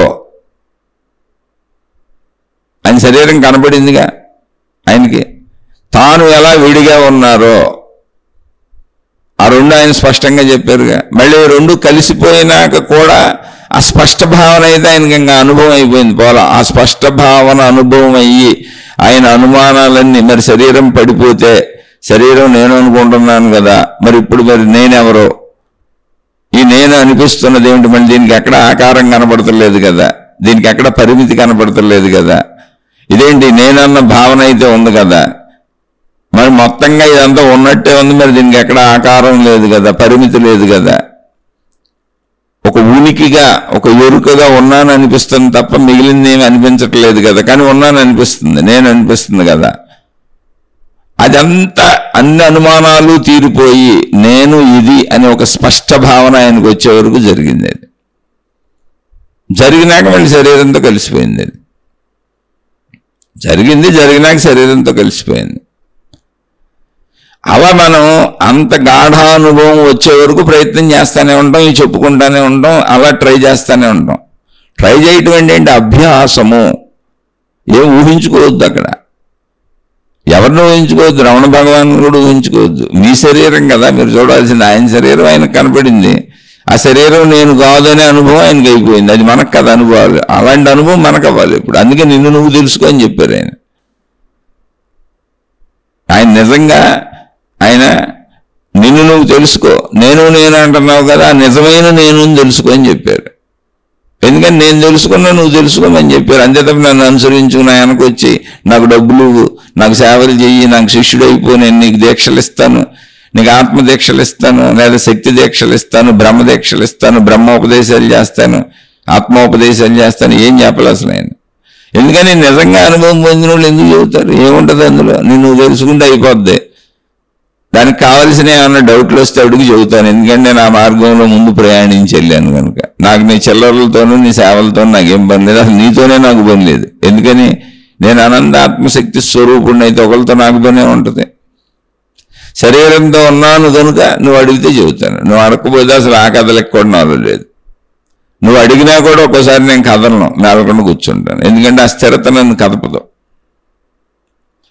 అది ఇప్పుడు దాన్ని ట్రై చేస్తున్నాం మనం. ట్రై చేసేటప్పుడు మనసులోనే ట్రై చేయాలి. ఎందుకని అంటే మనసులో ట్రై చేస్తున్నప్పుడు మనసులో కదులుతున్న భావోద్వేగములు నేనున్నానన్న స్పష్టతను కలిగిస్తాయి. ఎందుకని ఆ భావం ఉంది, భావం కదిలింది, భావంలో అర్థం ఉంది, అర్థం కదిలింది, భయం కదిలింది, సుఖం కదిలింది, దుఃఖం కదిలింది, బోళ్ళు గుర్తొచ్చినాయి, అనేకం గుర్తొస్తున్నాయి. వాటిని గమనిస్తూ కూర్చున్నాను ఇప్పుడు నేను. అలా గమనిస్తూ కూర్చునే స్థితి వచ్చేవారు కూర్చుంటానే ఉండు. శరీరం కూడా మధ్య మధ్యలో ఉన్నానంటది, పట్టించుకోబాకు దాన్ని. నీ శరీరం ఉంది, ఏం పర్లేదు, ఎక్కడికి పోదు. అప్పుడు నేను శక్తిని, ఈ భావముల రూపములో కదులుతున్న శక్తిని కూడా నేనే అనేటువంటి భావం కలగాలి. శరీరము నేనే అనే భావం ఎలా కలిగి జీవిస్తున్నాము, ఎందుకని శరీరాన్ని కదపటం వల్ల. అలాగే భావ కదలికలు, ఆలోచన కదలికలు లోపల శక్తి స్వరూపములో జరుగుతున్నాయి. అది శక్తి స్వరూపం, అందుకని రూపం ఎలా ఉందో తెలియట్లా, కానీ భావం కదులుతుంది, దాని అర్థం తెలుస్తుంది. ఆ అర్థం భయంగానో, బాధగానో, సుఖంగానో, దుఃఖంగానో, ఏదో ప్రయత్నంగానో, కోరికగానో, ఇష్టంగానో, అయిష్టంగానో ఉంది. అది ఎలా ఉన్నా నాకు ఓకే, దాన్ని వదిలే, నాకు భావాలతో పని లేదు. కానీ కదలికలు ఉన్నాయిగా, అది గమనిస్తూ ఉంటాను నేను. అంటే నేను కదలికలు వెలిగినటువంటి చైతన్య స్వరూపమును ఎక్కడ, నా లోపల. ఇది పాయింట్ ఇక్కడ. అది నాలో రూఢి పడే వరకు ఆ ప్రయత్నం చేస్తూనే ఉంటా, అలా కూర్చుంటా. అలా కూర్చొని నాకేం అభ్యాసం అవ్వాలి అంటే శరీర భావనతో సమానముగా నేను శక్తిని అనే భావన కలగాలి. ఆ భావన కలగాలంటే మనసు ఎగిరి పడతానే ఉండాలి. సముద్ర తరంగములు ఎగిసి పెడుతున్నట్టు మనసులో భావోద్వేగములు ఎగిసి పడుతూ ఉండాలి. నేను శరీరమును కూర్చోబెట్టి ఏకాంతంలో ఆ భావోద్వేగములను గమనిస్తూ ఆ భావములకు అనుగుణముగా నేను స్పందించకుండా జస్ట్ నేను శక్తిని అని గ్రహిస్తూ ఉంటాను. అంతే నాకు తెలియాల్సిందే. నేను శక్తిని నేను బాగా నమ్మాలి, నన్ను నేనే నమ్మాలి. నేను శరీరం నన్ను బాగా నమ్మేశాను, ఎందుకంటే దాన్ని బాగా కదిపేశాను, వాడేశాను. శబ్దస్పర్శ రూపరస గంధముల కింద వాడుతూనే ఉన్నాను రోజు. ఇప్పుడు నేను దాన్ని వాడకం ఆపి నేను శక్తిని అనే వైపు తెలుసుకుంటున్నాను నన్ను నేను. అది నా లోపలికి నేను వచ్చి తెలుసుకోవటం. మహిమ లేదు, మాయ లేదు. దీనికి ఎవరితో ఏ అవసరం ఉందో? నీకు అసలు ఎవరితో పని ఉంది? నువ్వు కళ్ళు మూసుకుంటూ లోపలికి వెళ్ళేదానికి. కాకపోతే అలవాటుగా శరీరంతో తిరిగావు కానీ నిలబడకపోవచ్చు, దానికి ఏమైనా బుర్రబద్దలు కొట్టుకోబాక.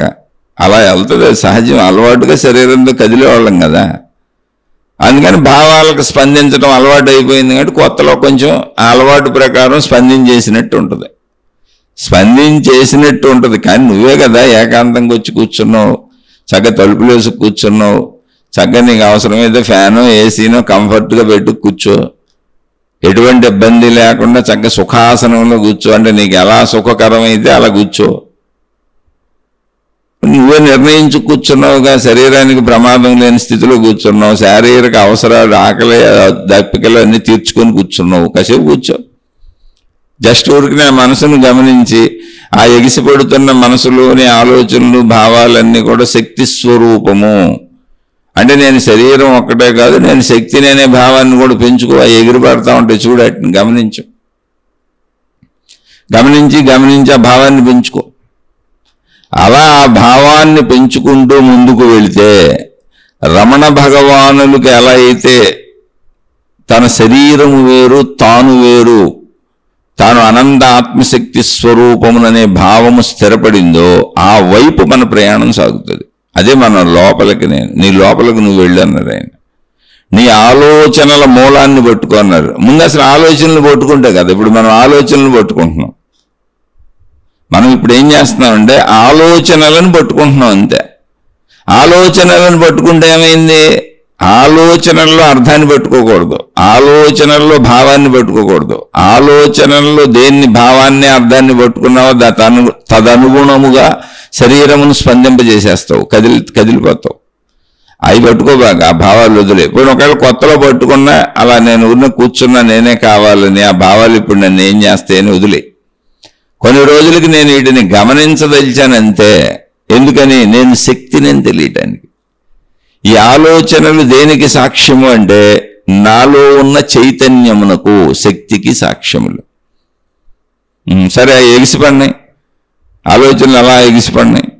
ఇప్పుడు అది శక్తికి సాక్ష్యములు. నేను శక్తిని, ఆలోచనల రూపములో కదులుతున్న శక్తిని అని గాఢత పెరిగినప్పుడు, నేను శక్తిని అనే భావగాఢత పెరిగినాక ఇప్పుడు ఆ ఆలోచనల మూలములోనికి ప్రయాణించు. అది అప్పుడు వెళ్ళాలి ఆలోచన మూలానికి. ముందు అసలు నేను శక్తిని నువ్వు నమ్మిదే కదా. నమ్మాలి అంటే ఏం లేదు, రోజు అభ్యాసమే. నమ్మకం బలపడే వరకు అభ్యాసం చేయడమే, ప్రాక్టీస్, అంతకంటే ఇంకో దారి లేదు. అలా ఆలోచన మూలమునకు వెళ్ళు. ఇప్పుడు ఆలోచనల్లో ఏముంది? ఆలోచన మూలానికి వెళ్ళటం అంటే అదేం పెద్ద అద్భుతం కాదు, అందులో ఏదో ఉందనుకోబాకుండా. పదములు వాడేటప్పుడు అలా వాడతాం. ఇప్పుడు ఒక చెట్టు ఉంది, ఆలోచనలను చెట్టుతో పోల్చుకోండి. చెట్టు మొత్తం బాగా విస్తరించి ఉంది, కొమ్మలు, రెమ్మలు, పువ్వులు, కాయలు, పెద్ద చెట్టు, ఎన్నో కొమ్మలు శాఖోపశాఖలుగా విస్తరించి ఉంది. దాని నిండా లక్షల కోట్ల ఆకులు ఉన్నాయి, అనేక రకాల పువ్వులు, కాయలు ఉన్నాయి. అదంతా ఏంటి? మనసు.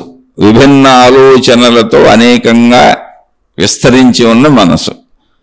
ఇప్పుడు మనోమూలం అంటే ఏంటి? మొత్తం ఆ చెట్టు నుంచి కాయల్ని, పువ్వుల్ని, కొమ్మల్ని వదిలేసుకుంటా కిందకు వచ్చామనుకో ఏముంది? ఏకకాండం ఉంటుంది, కాండం ఒకటే ఉంటుంది దానికి.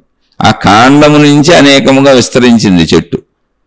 అలా అనేక ఆలోచనల సమూహమైనటువంటి, అనేక భావముల సమూహమైనటువంటి ఆలోచనలుగా, భావములుగా ఎగిసిపడుతున్నటువంటి దాని మూలము ఏకకాండము వలె ఒకటే ఉంటుంది. ఆ ఒకటిలోంచి అనేక భావాలు పుడుతున్నాయి. అదే శక్తి. ఆ భావాలు కూడా శక్తే, ఆలోచనలు కూడా శక్తే.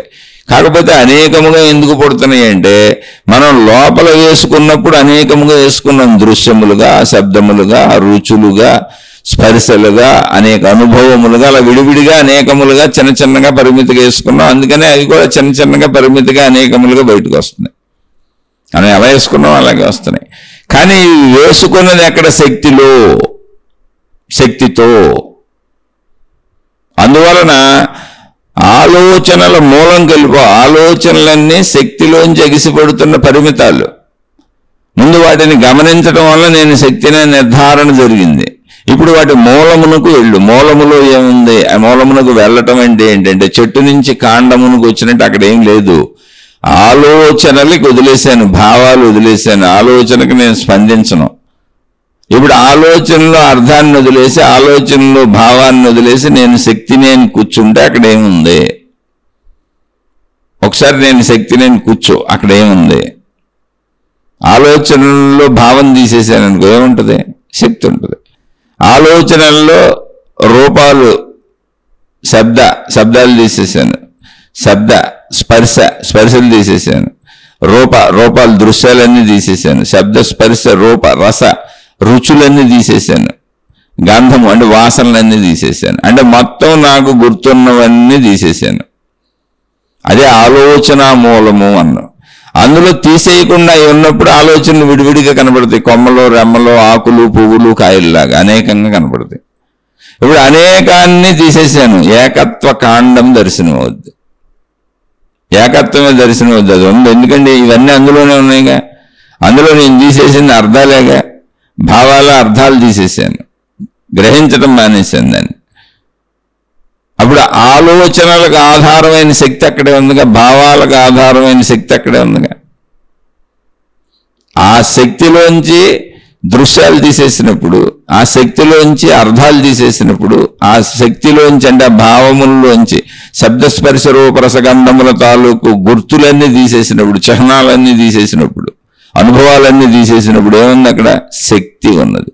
అదే ఆలోచనల మూలము. ఆలోచనల్లో అర్థాన్ని తీసేస్తే, ఆలోచనల్లో ఉన్నటువంటి మొత్తం జ్ఞాపకాలను తీసేస్తే ఏముంది? శక్తి ఉంది అక్కడ. ఇప్పుడు శక్తి నేను కూర్చో. ముందు ఆలోచనలను గమనించకపోతే నేను శక్తి నేను నీకు తెలియదు. అందుకని ఆలోచనలనే గమనించాలి. ఎగిసిపడుతున్న ఆలోచనలు శక్తికి సాక్ష్యము. ఎందుకని శరీరము నేను, మాంస శరీరము నేను అనుకుంటున్నాగా. మరి శక్తి ఏ రూపంలో ఉంది? అదిగా ఆలోచన రూపంలో, భావన రూపంలో ఎగిసిపడి కదుపుతుంది కదా నిన్ను. ఆ కదుపుతున్న దాన్ని గమనిస్తే అక్కడ రూపం లేదుగా, అరూపముగా ఉంది. అందులో అర్థం మాత్రమే ఉంది. ఆలోచనలో అర్థం మాత్రమే ఉంది. ఆలోచనలో నేను గ్రహించిన పంచేంద్రియములతో గ్రహించిన శబ్దస్పర్శ రూపరస గంధముల చిహ్నాలు మాత్రమే ఉన్నాయి. రియలిస్టిక్ పదార్థాలు లేవు అక్కడ, అనుభవాలు మాత్రమే ఉన్నాయి. అప్పుడు శక్తి నీకు నిరూపణ అవుతుంది, శక్తి ఉంది అని. ఈ అర్థాలు, భావాలు ఎగిసిపడుతుండే.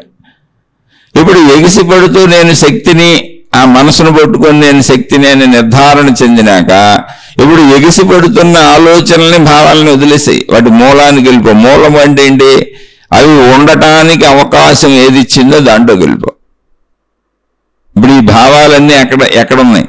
ప్రాణశక్తిలో ఉన్నాయి, శక్తిలో ఉన్నాయి. దాన్ని ప్రాణశక్తి అన్నాం.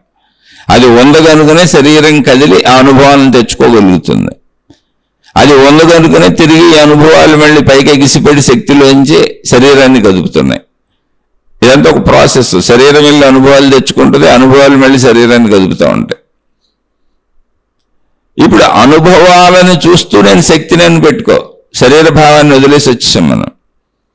ఇప్పుడు నేను శక్తిని అనే భావం కూడా స్థిరపడిపోయినాక ఇప్పుడు భావములో ఉన్న భావం, ఆలోచనలో ఉన్న భావాన్ని వదిలేసి దాని మూలాన్ని పట్టుకుంటే, మూలం అంటే ఏంటి? అసలు ఈ ఆలోచన అంటే ఈ దృశ్యం ఎక్కడ పడింది? ఈ శబ్దం ఎక్కడ పడింది? ఈ అనుభవం ఎక్కడ పడింది? ఇది ఆలోచనగా ఎక్కడ ఎగిసి పడుతుంది? మళ్ళీ ఈ రుచి అనేటువంటిది ఎక్కడ పడింది? ఈ రుచి అనుభవం ఎక్కడుంది? ఈ భయానుభవం ఎక్కడుంది? దుఃఖానుభవం ఎక్కడుంది? సుఖానుభవం ఎక్కడుంది? ఇవన్నీ శక్తిలో ఉన్నాయి. ఇవన్నీ కొమ్మలో, ఆకులు, పువ్వులు, కాయలు, అనేకంగా విస్తరించిన చెట్టు. దాని మూలం ఏంటి? ఏకకాండము. ఇవన్నీ ఎక్కడ ఉన్నాయంటే శక్తిలో ఉన్నాయి. ఇప్పుడు అవన్నీ పక్కన పెట్టేసాయి. అది అర్థాలతో మనకేం పని లేదు. నేను శక్తిని అని కూర్చోవాలంటే నువ్వు రోజు వినాలి, నీకు అర్థం అవ్వాలి. నీకు అర్థమయ్యే వరకు నువ్వు చేస్తానే ఉండాలి. చేస్తే ఎలా వస్తుంది, ఏమనిపిస్తుంది అంటే రమణ భగవానులకు కలిగినటువంటి అనుభవం నీకు కలగాలి. అందుకే ఆయన చెప్పింది మృత్యానుభవం ఆయనకి కలిగింది. ఎందుకు కలిగింది అంటే మన కోసమే. అది ఎలా ఉంటుందో తెలియడానికి. నా శరీరము వేరు, నేను వేరు అనేటువంటి భావన కలుగుతుంది స్పష్టంగా. మళ్ళీ ఆ సూక్ష్మ శరీర యానాలు మళ్ళీ మన బొడ్డు నుంచి ఒక వెండి తీగ లాంటిది పట్టుకొని అది వెళ్తా ఉంటుంది. అది లోకాలన్నీ తిరిగి వచ్చేస్తాను, మళ్ళీ ఆ తీగ ద్వారా వెనక్కి వచ్చి శరీరంలో కలిసిపోతాను. ఇలాంటి కల్పిత గాథలు కల్పించుకోబాకండి. ఉంటే ఉండే ఆ గొడవ మనకెందుకు? మనం ఆ మార్గంలో వెళ్ళటల్లా. ఆ మార్గం వాళ్ళు అందులో వెళ్ళి అది పొందితే పొందనే ఉండి తప్పే ఉంది. ఎవరిని విమర్శించే పని లేదు. కల్పితాలు వద్దు. సూక్ష్మ శరీరం ఏ పేర్లు పెట్టబడలే. ఇక్కడ మాట్లాడుతున్నది ఒకటి శక్తే. శరీర భావాన్ని వదిలేసాం. మనసు ద్వారా నేను శక్తిని ప్రూవ్ చేసుకున్నాం. ఎందుకంటే మాంస శరీరం నేను కాదు, శక్తి స్వరూపాన్ని మనసు ఎగిసిపడటం ద్వారా ప్రూవ్ చేసుకున్నాం. నేను శక్తిని అనే భావం స్థిరపడే వరకు కూర్చున్నాం, నెలలో సంవత్సరాలు. స్థిరపడినాక ఇప్పుడు మనసులో ఉన్నటువంటిది, ఆలోచనల్లో ఉన్న భావాన్ని, భావాల్లో ఉన్న భావాన్ని, శబ్దస్పర్శ రూపరస గంధముల తాలూకా అనుభవాలను వదిలేసి దాని మూలాధారమైన శక్తిని చూస్తున్నాం. ఇదంతా కూడా ఎంతో చక్కగా విశ్లేషణగా జాగ్రత్తగా చేసుకోవాలి. ఎంతో చక్కగా నిదానంగా చేసుకోవాలి. ఇప్పుడు పాలు కాచి తోడు పెట్టి కొంచెం దానికి తోడు పెరిగేస్తే పాలు పెరుగైపోద్ది. దానికి టైం పడుతుంది. పాలు పెరుగవడానికి టైం పడుతుంది. ఎమ్మటే టప్ హాం ఫట్ అన్నట్టు మహిమలతో మాయలతో అవ్వదు. దాని టైం అది తీసుకుంటుంది. అలా కొంత టైం తీసుకుని 10 గంటలకో 12 గంటలకు అది పెరుగవుద్ది. పెరుగైనాక దాంట్లో కొంచెం నీళ్లు పోసి దాన్ని పలచం చేసి ఒక కవ్వం పెట్టి చిలికితే ఇప్పుడు అందులోంచి వెన్న వస్తుంది. వెన్న వచ్చి ఆ చిలకబడినటువంటి పెరుగంతా మజ్జిగ అని పిలువబడుతుంది. అంటే పలచనైపోయింది. తిక్కుగా ఉన్నప్పుడు పెరుగది. పెరుగులో వెన్న కలిసిపోయింది, పాలల్లో వెన్న కలిసిపోయింది, కానీ ఎక్కడ కనపడదు. అది ప్రాసెస్ చేయాలి. ముందు పాలను బాగా కాయాలి. కాస్తే పైన ఒక తొట్టులా వస్తుంది మీకు, అది వెన్నకు సంబంధించింది. మేగడ అంటారు. పాల దగ్గర ఉన్నప్పుడు దాని పేరు మేగడ. పెరుగైనా కూడా ఆ మేగడ తిట్టంతా ఉంటుంది. ఇంకా తిక్కుగా అవుద్ది అది తోడుకున్నాక. ఇప్పుడు దాంట్లో నీళ్లు పోసి పెరుగుని పల్చన చేసి కవ్వంతో చిలికితే ఆ మేగడంతా వెన్నైపోద్ది, మజ్జిగ వేరైపోద్ది. అంటే పాలలో ఉన్న వెన్నని ప్రాసెస్ చేసి వేరు చేసాం. కానీ పాలలో మీకు ఏకంగానే ఉందిగా, వేరెక్కడ అయింది అది? మీరు పాలను గమనించండి, వేరుగా లేదు. కానీ కాసినప్పుడు మళ్ళీ వేరు చేయొచ్చు. పాలను కాసినప్పుడు మేగడ్ని వేరు చేసి తినొచ్చు మనం. మేగడ రాసుకుంటారు చాలామంది చర్మ సౌందర్యాలకి, తింటారు కొంతమంది పిల్లలు.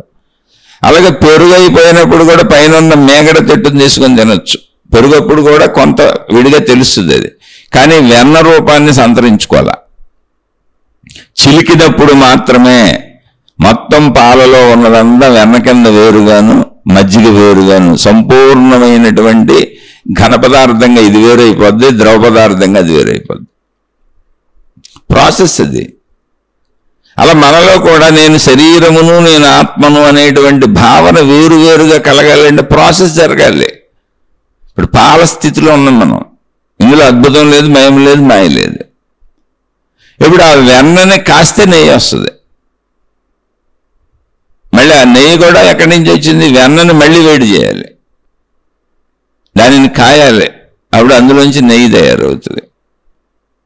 ఆ తయారైన నెయ్యి 2 స్థితులను పొందుతూ ఉంటుంది. వేడిగా ఉన్నప్పుడు ద్రవత్వానికి వస్తూ ఉంటుంది, వేడి చల్లారిపోతే ఘనత్వాన్ని పొందుతూ ఉంటుంది, మళ్ళీ గట్టిపడిపోతూ ఉంటుంది. అని నెయ్యి, వెన్న, పెరుగు మొత్తం పాలల్లోనే ఉన్నాయి. అవి పాల యొక్క దశలు. అలాగే శక్తి, శరీరం అన్ని కలిసిపోయి ఒకే రకంగా ఉన్నాయి. శక్తి శరీరం ఒకటే, కానీ శక్తి యొక్క ఒక దశ శరీరము, ఆ దశ మారిపోద్ది, మళ్ళీ శక్తిలో కలిసిపోద్ది. అదే మరణం అంటున్నాం మనం. నేను శక్తిని తెలుసుకుంటే అది ఒరిజినల్ శక్తి దశ. ఇంకా అందులో నాశనం అయిపోయేది ఏం లేదు, నశించిపోయేది లేదు, ఎప్పుడు శక్తి శక్తిగానే ఉంటుంది. అలా తెలుసుకోవాలంటే ఇదిగో ప్రాసెస్ అంతా జరగాలి. ఆ ప్రాసెస్ నేనే చేయాలి. ఎవరు చేస్తారు? ఎవరి కాళ్ళే చేసుకోవాలి. నీకు నువ్వే చేసుకోవాలి, నాకు నేనే చేసుకోవాలి. నేను ఎత్తి మీద చెయ్యి పెట్టి మేము చేస్తాము, మీకు శక్తిపాతాలు చేస్తాము, మీకు మోక్షం ఇచ్చేస్తాము, మీ కుండలిని శక్తులు జాగృత పరిచేస్తాము, మీ ఎడా పెంగళ మధ్యలో ఉన్న సుషుమ్నా నాడుల నుంచి మిమ్మల్ని పైకి లేపేస్తాము, లేదా మీ చక్రాలన్నీ శుభ్రపరిచేస్తాము, చక్రాలు క్లీనింగ్ జరిగిపోద్ది, మీరు చక్రాల నుంచి పైకి వెళ్ళిపోతారు. ఇవన్నీ మీకు కావాలంటే చేసుకోండి. కానీ నీ ముక్కు ఎక్కడరా అంటే గుండ్రంగా తిరిగి చూపించినట్టుగా ఎంత తేలిక మార్గము, నీతో నువ్వు, నీలో నువ్వు ఎటువంటి మహిమలు లేవు, మాయలు లేవు, అద్భుతాలు లేవు, మూఢనమ్మకాలు లేవు, మూఢాచారాలు లేవు, ఎటువంటి గోళ లేదు, గందరగోళం లేదు, మతం లేదు, దేవుడు లేడు, దేవత లేదు, ఏమీ లేదు. చక్కగా నీలో నువ్వు కూర్చొని చేసుకోవచ్చు. అలానే అవన్నీ ఒకవేళ నీకు మతాలు కావాలి, దేవుళ్ళు కావాలి, దేవతలు కావాలంటే విడిగా అన్నీ చేసుకో. ఇది చాలా తేలికైన సూటి అయిన మార్గం, నీతో నువ్వు ఉండటం. వాటిని నేను కించపరచట్లా. నేను ఎందుకు కించపరుస్తాను?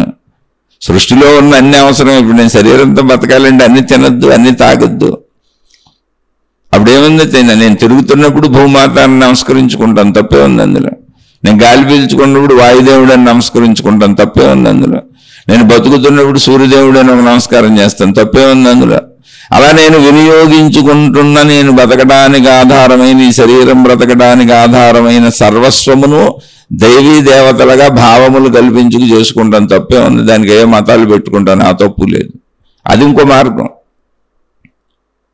అది నా కృతజ్ఞత, అది వేరు, శరీరపరమైన కృతజ్ఞత. ఇక్కడ నేను శక్తిని తెలుసుకునే ప్రాసెస్, దాన్ని దీంట్లో కలిపేయకూడదు, దీన్ని తీసుకెళ్ళి దాంట్లో కలిపేయకూడదు. అప్పుడు నువ్వు రెండింటికి భ్రష్టత్వాన్ని పొందుతావు. అవన్నీ భ్రష్ట మార్గాలు, అటు జోలికి వెళ్ళబాకండి. ఎల్లండి, విడివిడిగా చేసుకోండి. కృతజ్ఞతలు విడివిడిగా తెలియజేసుకోండి. దేవుళ్ళు, దేవతలు, మతాలు, మార్గాలు మనం బతికి ఉండటానికి, ఈ శరీరం ఉండటానికి, ఈ శరీరం అన్నింటినీ పొంది అనుభవిస్తుంది కనుక కృతజ్ఞతలు చెల్లించడం అనేది ఎప్పుడు మంచిదే. దానికి మతాలు, మార్గాలు, దేవుళ్ళు, గురువులు ఎలా అయినా ఉపయోగపడవచ్చు. అలాగే ఈ మార్గంలో నిన్ను నువ్వు తెలుసుకోవడానికి వాళ్ళు నిన్ను ప్రోత్సహించినా మంచిదే. కానీ కలగాపులకం చేసి మహిమలు, మాయలని, అద్భుతాలని, సూక్ష్మ శరీరాలని, రకరకాల చక్రాలని, అయ్యని ఇయ్యని గందరగోళం పిలిచి వేల లక్షల మార్గాలు సృష్టించి ప్రజలను గందరగోళానికి గురి చేయొద్దు. అలాని గురి చేసేసారు. నువ్వు వెళ్ళొద్దు. నువ్వు వెళ్తానన్న నీ ఇష్టం. విషయం అయితే ఇది చెప్పేది. వెళ్ళేవాళ్ళని ఎవరొప్తారు, వెళ్ళొద్దని. కానీ సూటు మార్గంగా చక్కగా నాలో నేనున్న మార్గం ఇది. దీనికి ఏ ఫీజులు కట్టక్కర్లేదు. నేను ఎక్కడికో వెళ్ళి తపస్సులు చేయక్కర్లేదు. ఏ హిమాలయ గుహల్లోకి పారిపోక్కర్లేదు. కుటుంబాలను వదిలేసి, భార్యా పిల్లలను వదిలేసి నేను ఎక్కడికి పారిపోక్కర్లేదు. నేనే సన్యాసాలు తీసుకోక్కర్లేదు. ఏ మతంలో ఏది ఉంటుంది? నేను అందరినీ వదిలేసి పారిపోవడానికి ఒక చోట సన్యాసం అంటే ఇంకో చోట ఏదో ఇంకో పేరు పెట్టుంటారు. అలాంటి ఏం అక్కర్లేదు. నేనే రంగు డ్రెస్సులు వేయక్కర్లేదు. అసలు వీటితో పనే లేదు. నాలోకి నేను వెళ్ళటం. అలా నేను నన్ను గమనించుకొని నా మనస్సు ద్వారా ముందు నేను శరీరాన్ని కాసేపు ఆపి కూర్చొని నా మనస్సు ద్వారా నేను శక్తిని స్థిరపడి, అలా స్థిరపడటానికి సంవత్సరాలు పట్టొచ్చు, నెలలు పట్టొచ్చు, లేదా తొందరగా జరగవచ్చు, ఆలస్యం అవ్వచ్చు. దానికోసం గబగబా ప్రయత్నించకండి. మీకు అర్థమయ్యేదే కదా. సులువుగా, తేలికగా, సంతోషంగా, ఆనందంగా, ఉత్సాహంగా, ఉల్లాసంగా చేసుకోండి. ముందు శారీరకపరమైనటువంటి జీవితాన్ని సంతోషంగా అన్ని అనుభవాలతో గడపండి. అంతే సంతోషంగా చక్కగా సాధనకు అభ్యాసం చేసుకోవడానికి కూర్చోండి. నేను శక్తిని అన్న భావనగా అన్ని సంతోషంతోనే చేయాలి. బాధతో చేయబాకండి. అసలు మీ ఇష్టం వచ్చినట్టు తిరగండి, పోండి, ఇంక వదిలేండి. బాధతో చేసేవాళ్ళు అసలు ఏది చేయొద్దు. ఎందుకంటే రాదు. బాధ అంటేనే ఇష్టం లేదని అర్థం కాదు. పూర్తి ఇష్టతతో చేయండి. ఇష్టతతో ముందు జీవితాన్ని మంచిగా ధర్మంగా జీవిస్తూ ఉండండి. కాసేపు విశ్రాంతి తీసుకోండి.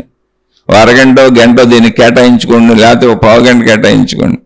శరీరాన్ని వదిలిపెట్టి మనసును నేను అని చూసినప్పుడు మనసు శక్తి స్వరూపము కనుక శక్తిని నేను అనే భావాన్ని పెంచుకోండి. మనసులో ఉన్న ఆలోచనల ఆధారంగా, భావాల ఆధారంగా. తర్వాత మనోమూలాన్ని పట్టుకోండి, ఆలోచన మూలాన్ని పట్టుకోండి, భావ మూలాన్ని పట్టుకోండి. అంటే భావంలో భావాలను వదిలేయటం, ఆలోచనలో ఆలోచనలు వదిలేయటం. అసలు ఇవన్నీ ఎక్కడ ముద్రింపబడినవి అన్నప్పుడు ప్రాణశక్తిలో. అంతే. అప్పుడు నేను శక్తిని, ప్రాణశక్తిని అని కూర్చోండి. అలా కూర్చున్నది గాఢత పెరిగినప్పుడు రమణ భగవానులకి ఏ విధముగా తన శరీరము వేరుగా అనిపించిందో, వేరుగా అనిపించి నేనున్నానని మళ్ళీ వేరుగా అనిపించిందో, అలా నేనున్నానని వేరుగా అనిపించింది ఆయనకు అనంతముగా అనిపించింది. పరిమితిగా అనిపించలేదు. రూపం లేదు, అక్కడ శబ్దం లేదు, స్పర్శ లేదు, ఎటువంటివి లేవు, భౌతిక విషయాలు ఏమీ లేవు, ప్రాపంచికంగా లేదు, దానికి రూపం లేదు, శక్తి. దానికి ఆత్మ అని పేరు పెట్టారు, దాన్నే బ్రహ్మము అన్నారు. అలా నేను ఉన్నాను అన్న అనుభవం వారికి అయింది. వారి శరీరమే వారికి దర్శనం అవుతుంది. ఆ అనుభవము గాఢతను పొంది నిర్ధారించుకొని నిర్దిష్టత పొందే వరకు అనుభవం ఆయనకు కొనసాగుతానే ఉంది. ఆయనలో ఉన్న అనుమానాలన్నీ ఎగిసిపోయే వరకు, అంటే శరీరం నేను కదా, ఈ విడిపోయింది ఏంటి, చనిపోయింది ఏంటి, మరి నేనెవరిని, ఇప్పుడు ఇక్కడ ఉన్న నేనెవరిని, అక్కడ పడిపోయిన శరీరం ఏంటి, ఇవన్నీ సమస్యలు సమాధాన పడిపోయి మొత్తం సంపూర్ణంగా అర్థమయ్యే వరకు ఆ ప్రాసెస్ అంతా వారికి జరుగుతూనే ఉంది. అర్థమైపోయినాక రెండు కలిసిపోయినాయి. మళ్ళీ శరీరము శక్తి ఏకమైపోయిన భావన కలిగింది అంతే. కలిసిపోయిందని సినిమాల్లో లాగా విడిపోయినట్టు, సినిమాల్లో కలిపేసి గ్రాఫిక్స్లో చూపించినట్టు ఏమీ జరగలేదు. మామూలుగా ఆయన మళ్ళీ శరీరంతో ఏకమైపోయిన భావన కలిగింది, ఇంతకుముందు శరీరంతో విడిపోయిన భావన కలిగింది. రెండు భావాలే, కానీ అది తీవ్రమైన గాఢతగా స్పష్టంగా సత్యంగా ఉంది. ఎంత సత్యంగా ఎంత స్పష్టంగా ఉందంటే, మరలా శరీరాన్ని వదిలిపెట్టే వరకు సుమారు 80 సంవత్సరాలు, అంటే 13-14 ఏట కలిగితే సుమారు 70-75 సంవత్సరాలు ఆయన శరీరంతో అదే విషయాన్ని చెప్పారు అందరికీ. అలా నిన్ను నువ్వు తెలుసుకోవచ్చు అని చెప్పారు. ఆ ప్రయత్నమే మనం చేస్తున్నాం. అదే ఆయన చెప్పింది, అసలు నిన్ను నువ్వు తెలుసుకోమనే. ఇంకా పెద్ద బోధలు ఏం చేయలేదు ఆయన. ఎప్పుడు ఈ బోధ ఇదే చెప్పారు. దీన్నే అడిగిన వాళ్ళకి అడిగినట్టు రకరకాలుగా చెప్పారు. ఆయన నిత్య జీవితంలో ఆయన ఒక 60 ఏళ్ళు 70 ఏళ్ళు అక్కడ కూర్చొని జీవించారు కాబట్టి ఆయన తినేది, తాగేది, తిరిగేది అన్ని విషయాలు రాశారంతే. సహజంగా శరీరంతో ఉన్నప్పుడు అనేకం చేస్తారు, కానీ రోజు పేపర్ చదువుకునేవారు, వాకింగ్కి వెళ్ళేవారు. ఎవరైనా ఏ భగవంతుడికి సంబంధించిందో వెళ్ళి వచ్చి బొట్లు ఇస్తే పెట్టుకునేవారు. ఎవరైనా ఏ భగవద్ విషయాలు చెప్పమని అడిగితే తనకు తెలిసినవి చెప్పేవారు. ఎందుకంటే శరీరపరంగా మనం చదువుకున్నవి తెలుసుకున్నవి అన్నీ ఉంటాయి. వారి దగ్గర ఒక పెద్ద లైబ్రరీ ఉండేది, ఆ పుస్తకాలు తెచ్చుకొని చదువుకుంటూ ఉండేవాళ్ళు. ఎవరైనా చదువుతుంటే వింటూ ఉండేవాళ్ళు. ఎందుకని ఉన్నంతకాలం కాలక్షేపం ఒకటి ఉంటుందిగా శరీరానికి. శరీరానికి ఆహారం కావాలి, నిద్ర కావాలి, మలమూత్ర విసర్జనలు కావాలి, ఇవన్నీ జరిగినాయి. అవన్నీ రాశారు పుస్తకాలు. కానీ అవన్నీ ఆయన మృత్యానుభవానికి కలిపి అవన్నీ ఆయన స్థితులు, ఆయన పలానా దేవుణ్ణి ఆరాధించారు, ఆయన పలానా మతానికి చెందినవారు, ఆయన పలానా విషయాలు ఇష్టం, ఆయనకు పలానా కూరగాయ ఇష్టం, ఆయనకు పలానా మనుషులు ఇష్టం, ఇవి కల్పించకూడదు. మళ్ళీ అదంతా మనం తయారు చేస్తున్న భ్రాంతి జనక సత్యం. ఆయన మృత్యనుభవం సత్యము. ఆయన శరీరం శిథిలమైపోయే వరకు ఉన్నారు. అది శరీరం చేసిన పనులన్నీ మా చుట్టూ ఉన్న వాళ్ళకి తగ్గట్టు చేశారు. ఆయనకి ఇష్టమై కాదు, శరీరానికి ఏం అవసరం అవి చేశారు. ఆ శరీరాన్ని దగ్గరికి ఇతరులు వచ్చి ఏమి అడిగారో దాన్ని బట్టి ప్రవర్తించారు. అది ఆయన శక్తికి సంకేతం కాదు, ఆయన అనంతత్వానికి సంకేతం కాదు. అవి ఆయన ఇష్టాలు అయిష్టాలు కాదు. ఆయన నేను అనంత ఆత్మస్వరూపుడను అన్నది రూఢీపరిచిన నిజం. అటువంటి నిజాన్ని మనం పొందడానికి వెళ్తున్నాం. అది ఇప్పుడు దానికి అభ్యాసమే చేయాలి. అభ్యాసం చేస్తే ఏమొస్తుంది అంటే, నేను వేరు శరీరము వేరు అనేటువంటి దృఢ భావన కలుగుతుంది. పాల నుంచి పాలు పెరుగైనట్టు, పెరుగు నుంచి వెన్న విడిపోయినట్టు, వెన్న నెయ్యి అయినట్టు. మరి అసలు ఎక్కడన్నా సంబంధం ఉందో చూడండి. నెయ్యికి వెన్నకి అసలు సంబంధం ఉంటుందా? ఉండదు. నెయ్యికి వెన్నకి పెరుగుకి ఎక్కడన్నా సంబంధం ఉంటుందా? అసలు ఉండదు. నెయ్యికి వెన్నకి పెరుగుకి మజ్జికి ఎక్కడన్నా సంబంధం ఉంటుందా? అసలు ఉండదు. వీటన్నింటికి పాలతో ఏమన్నా సంబంధం ఉన్నట్టు కనపడుతుందా? పాలను విడిగా పెట్టి చూస్తే ఉండదు. కానీ పాలలోనే ఇవన్నీ ఉన్నాయి, అన్ని పాలలోనే ఉన్నాయి. ఎందుకని? అవి పాలు యొక్క లక్షణములు, గుణములు, స్వభావములు. పాలను ఆ విధముగా వేడి చేస్తే ఆ ప్రక్రియలన్నీ జరిపితే ఇవన్నీ వస్తాయి అందులోంచి. అంటే ఇవన్నీ ఇప్పుడు ఎక్కడున్నాయి? పాలలోనే నిగూఢముగా ఉన్నాయి.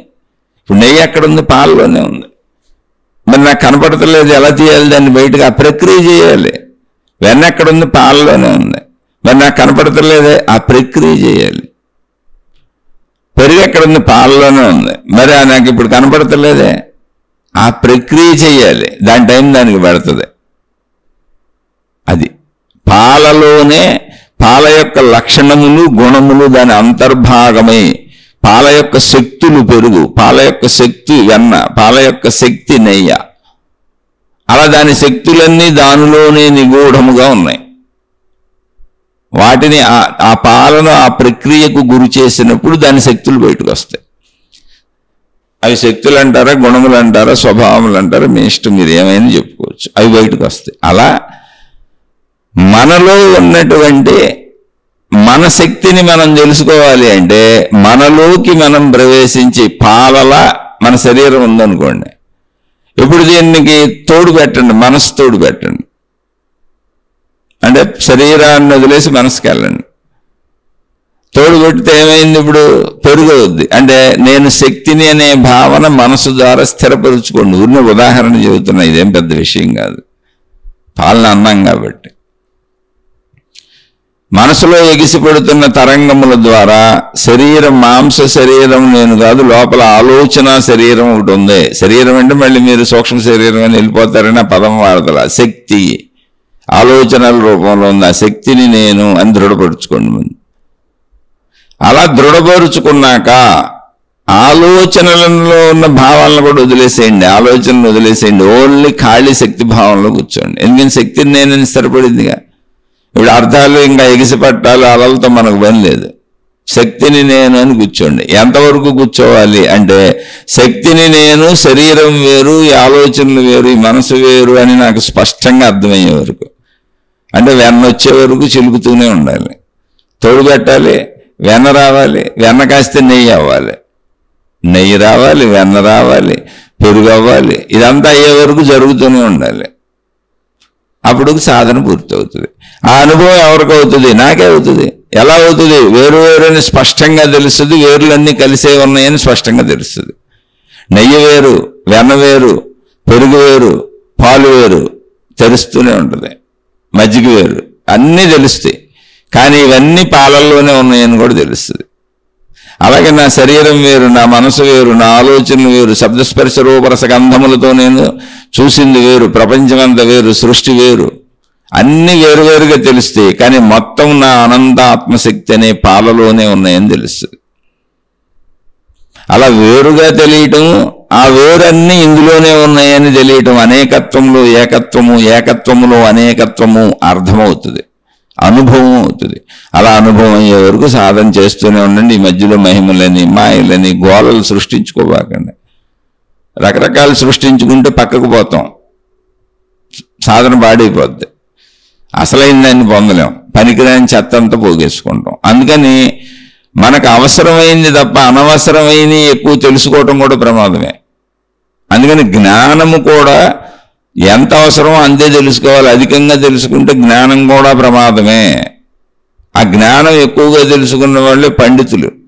ఇక అనేక మార్గాలు సృష్టించుకుంటూ వెళ్ళిపోతారు. అది పాండిత్యం అవుతుంది, నీకు ఉపయోగపడదు. అందుకే వాళ్ళు చూడండి, సాధన చేయరు, వాళ్ళల్లో వాళ్ళు కూర్చోరు, దేశాలు పట్టుకు తిరుగుతూ ఉంటారు. మేము అందరికీ చెబుతాం, అందరిని ఉద్ధరిస్తామని, ప్రజలందరినీ ఉద్ధరించేస్తాం, దేవుళ్ళని చేసేస్తాం మేము అని వెళ్ళిపోతూ ఉంటారు. ఏంటో మరి దైవ ప్రచారాలు, మత ప్రచారాలు, రకరకాల వాళ్ళ ఇష్టం, ఎన్ని సృష్టిస్తారు. మేము ప్రజల రక్షణ కోసం ఇచ్చామంటారు. సోషల్ మీడియా నిండా గురువులు, స్వాములు, వీళ్ళందరే చిత్ర విచిత్రమైన స్వాములు, చిత్ర విచిత్రమైన గురువులు, చిత్ర విచిత్రమైన మాతాజీలు, అనేక సంస్థలు, అనేక విధానాలు, అనేక రకాలు, అనేక మతాలు, వీళ్ళ ప్రచారాలు, వీళ్ళ గోళ్ళు, వీళ్ళు నాళ్ళు తిట్టుకుంటారు, వాళ్ళు నీళ్ళు తిట్టుకుంటారు. ఏంటో ఈ గోళ్ళు అసలు అర్థం కాదు. తనలో తాను కూర్చున్న వాడికి ఈ గోలంతా ఎందుకు పడుతుంది? నిజమైన వాడు అలా ఉంటాడు. కాబట్టి మీరు భ్రష్టు పట్టిపోకండి. ఇక మీ ఇష్టం కాదు, భ్రష్టు పట్టడమే మాకు ఇష్టం అనుకున్న వాళ్ళు ఉంటారు. ఎందుకని వాళ్ళు ఇష్టమైతేనే ఎన్ని చేస్తున్నారు, అది వాళ్ళ ఇష్టం.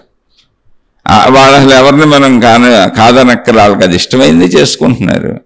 ఇష్టమైన వాళ్ళు వాటిని అనుసరిస్తున్నారు. కాబట్టి వాళ్ళతో గొడవ లేదు. కానీ నిన్ను నువ్వు సూటిగా తెలుసుకోవాలనుకుంటే మాత్రం దారింతే. నువ్వు నీకు అర్థం అవ్వాలంటే ఇంత రమణ మహర్షి ఆయన సూటిగా చూసుకున్నారు, ఆయన సూటిగా తెలుసుకున్నారు.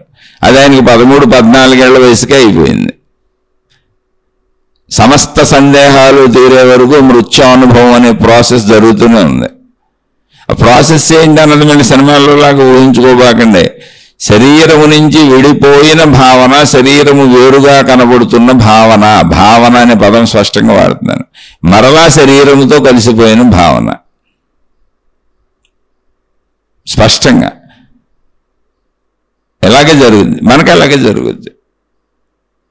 శరీరము వేరన్న భావన, విడిపోయిన భావన వస్తుంది, సాధన చేయగా ఎక్కడ వస్తుంది, ఎప్పుడో తగులుద్ది. అది తగిలినప్పుడు శరీరముతో మిళితము కానటువంటి, మనసులోని భావములతో ప్రపంచముతో మిళితము కానటువంటి సంపూర్ణమైనటువంటి ఓన్లీ మేలిమి శక్తి భావన కలుగుతుంది, ప్యూర్ కాన్షియస్నెస్. ఆ అనుభవం అవుతుంది, అయినప్పుడు తెలుస్తుంది జస్ట్ అది ఒక నిర్మలత్వం, నిశ్చలత్వం, అందులో ఏమి లేదని, అదొక అనంతత్వం అని. దానిలోనే ఇవన్నీ ఉన్నవని తెలుస్తుంది. మళ్ళీ విడిపోయినట్టు ఉండదు, దానిలోనే ఇవన్నీ ఉన్నవని తెలుస్తుంది, అన్నీ విడివిడిగా ఉన్నట్టు తెలుస్తుంది. అందుకని అది వచ్చే వరకు ట్రై చేయండి, అలా కొద్ది కొద్దిగా చేయండి, ఆనందంగా చేయండి, సంతోషంగా చేయండి. భౌతిక జీవితాన్ని దెబ్బకొట్టుకోబాకండి, శరీరాన్ని బాగా రక్షించుకోండి. ఎందుకంటే శరీరం ఎంత చక్కగా ఉంటే సాధన అంత బాగా కుదురుద్ది, శరీరం ఎంత సంతోషంగా ఉంటే సాధన అంత సంతోషంగా బాగా కుదురుతుంది. కాబట్టి శరీరపరమైనటువంటి కోరికలన్నీ ధర్మంగా తీర్చేసుకొని ధర్మబద్ధంగా జీవితాన్ని గడుపుకుంటూ కొద్ది కొద్దిగా సాధన మొదలు పెట్టండి. మీకు మొత్తం ప్రకృతే దీనికి దారి చూపిస్తుంది, అన్ని దారులు అక్కడే ఉన్నాయి. అది అనంత ఆత్మశక్తే, తనని చేరుకోవడానికి అదే దారి చూపిస్తుంది. మీరేం కంగారు పడక్కర్లేదు. ఎవరో దిగి వస్తారు, హిమాలయాల నుంచి వస్తారు, మహిమపరులు వస్తారు, నన్ను మహిమపరుస్తారని అనుకోబాకండి. మొత్తం సృష్టి అంతా అనంత ఆత్మశక్తిమయం. ఒక శరీరం బ్రతకడానికి ఏమేమి అవసరమో అవన్నీ సృష్టిలో ఉన్నాయి. అలా మన ఒక్క శరీరాలే కాదు, సృష్టిలో ఉన్న సమస్తం 84 లక్షల జీవరాశులకు అవసరమైన అన్ని ఇక్కడ సమకూర్చబడి ఉన్నాయి. అలాగే ఒక 84 లక్షల చైతన్యవంతమైన జీవరాశులే కాదు, జడ పదార్థములన్నింటికి కూడా ఏమవసరమో అవన్నీ ఇక్కడ ఉన్నాయి. ఎన్ని కూర్చబడి ఉన్న దానికి మనకి ఇది అందించడం కష్టమా? మన ప్రయత్న లోపం చేత అందుకోలేకపోతున్నాం. కాబట్టి దారి కూడా అదే వస్తుంది. మీరేమి మహిమల మాయల జోలికి వెళ్ళొద్దు, ప్రయత్నించండి. ప్రయత్నిస్తే డబ్బు దొరకట్లా, గాలి పీల్చుకోవట్లా, నీళ్ళు తాగట్లా, బతకట్లా. అలాగే ఇది సాధన మొదలు పెడితే అదే సాగి ముందుకెళ్ళిపోద్ది. దానికి కంగారు తొందర పెడితే అయిపోదు, దానంతటా అది జరుగుద్ది. ఆలోచించుకోండి, అర్థమైతే ప్రయత్నించండి. అర్థం కాకపోతే నేను సరిగ్గా చెప్పలేదు అని అనిపిస్తే, మేము ఈ మార్గాలు మీకు భిన్నంగా ఉండి మీరు భిన్న మార్గాలను నమ్ముతూ ఈ మార్గం మీకు నమ్మకంగా అనిపించకపోతే, నేను చెప్పింది మీకు నచ్చకపోతే దయచేసి నన్ను క్షమించి వదిలేయండి. నేను అతి సామాన్యుడను, నాకు ఎవరిని విమర్శించే ఉద్దేశం లేదు. నాకు ఈ సూటి మార్గం అర్థమైంది, నాకు అర్థమైంది, నేను చెప్పగలను. కాబట్టి ఇది అర్థమైన వాళ్ళు ఆచరించుకోండి, అర్థం కాని వాళ్ళు నన్ను క్షమించండి, తప్పు అనిపించిన వాళ్ళు ఇంకా బాగా క్షమించండి. ఎవరి మార్గాల్లో వాళ్ళు సాగిపోండి. శుభమస్తు. మీకు మీ కుటుంబ సభ్యులకు మేలు చేకూరుగాక. మరలా మరొక కొత్త శీర్షికతో కలుసుకుందాం.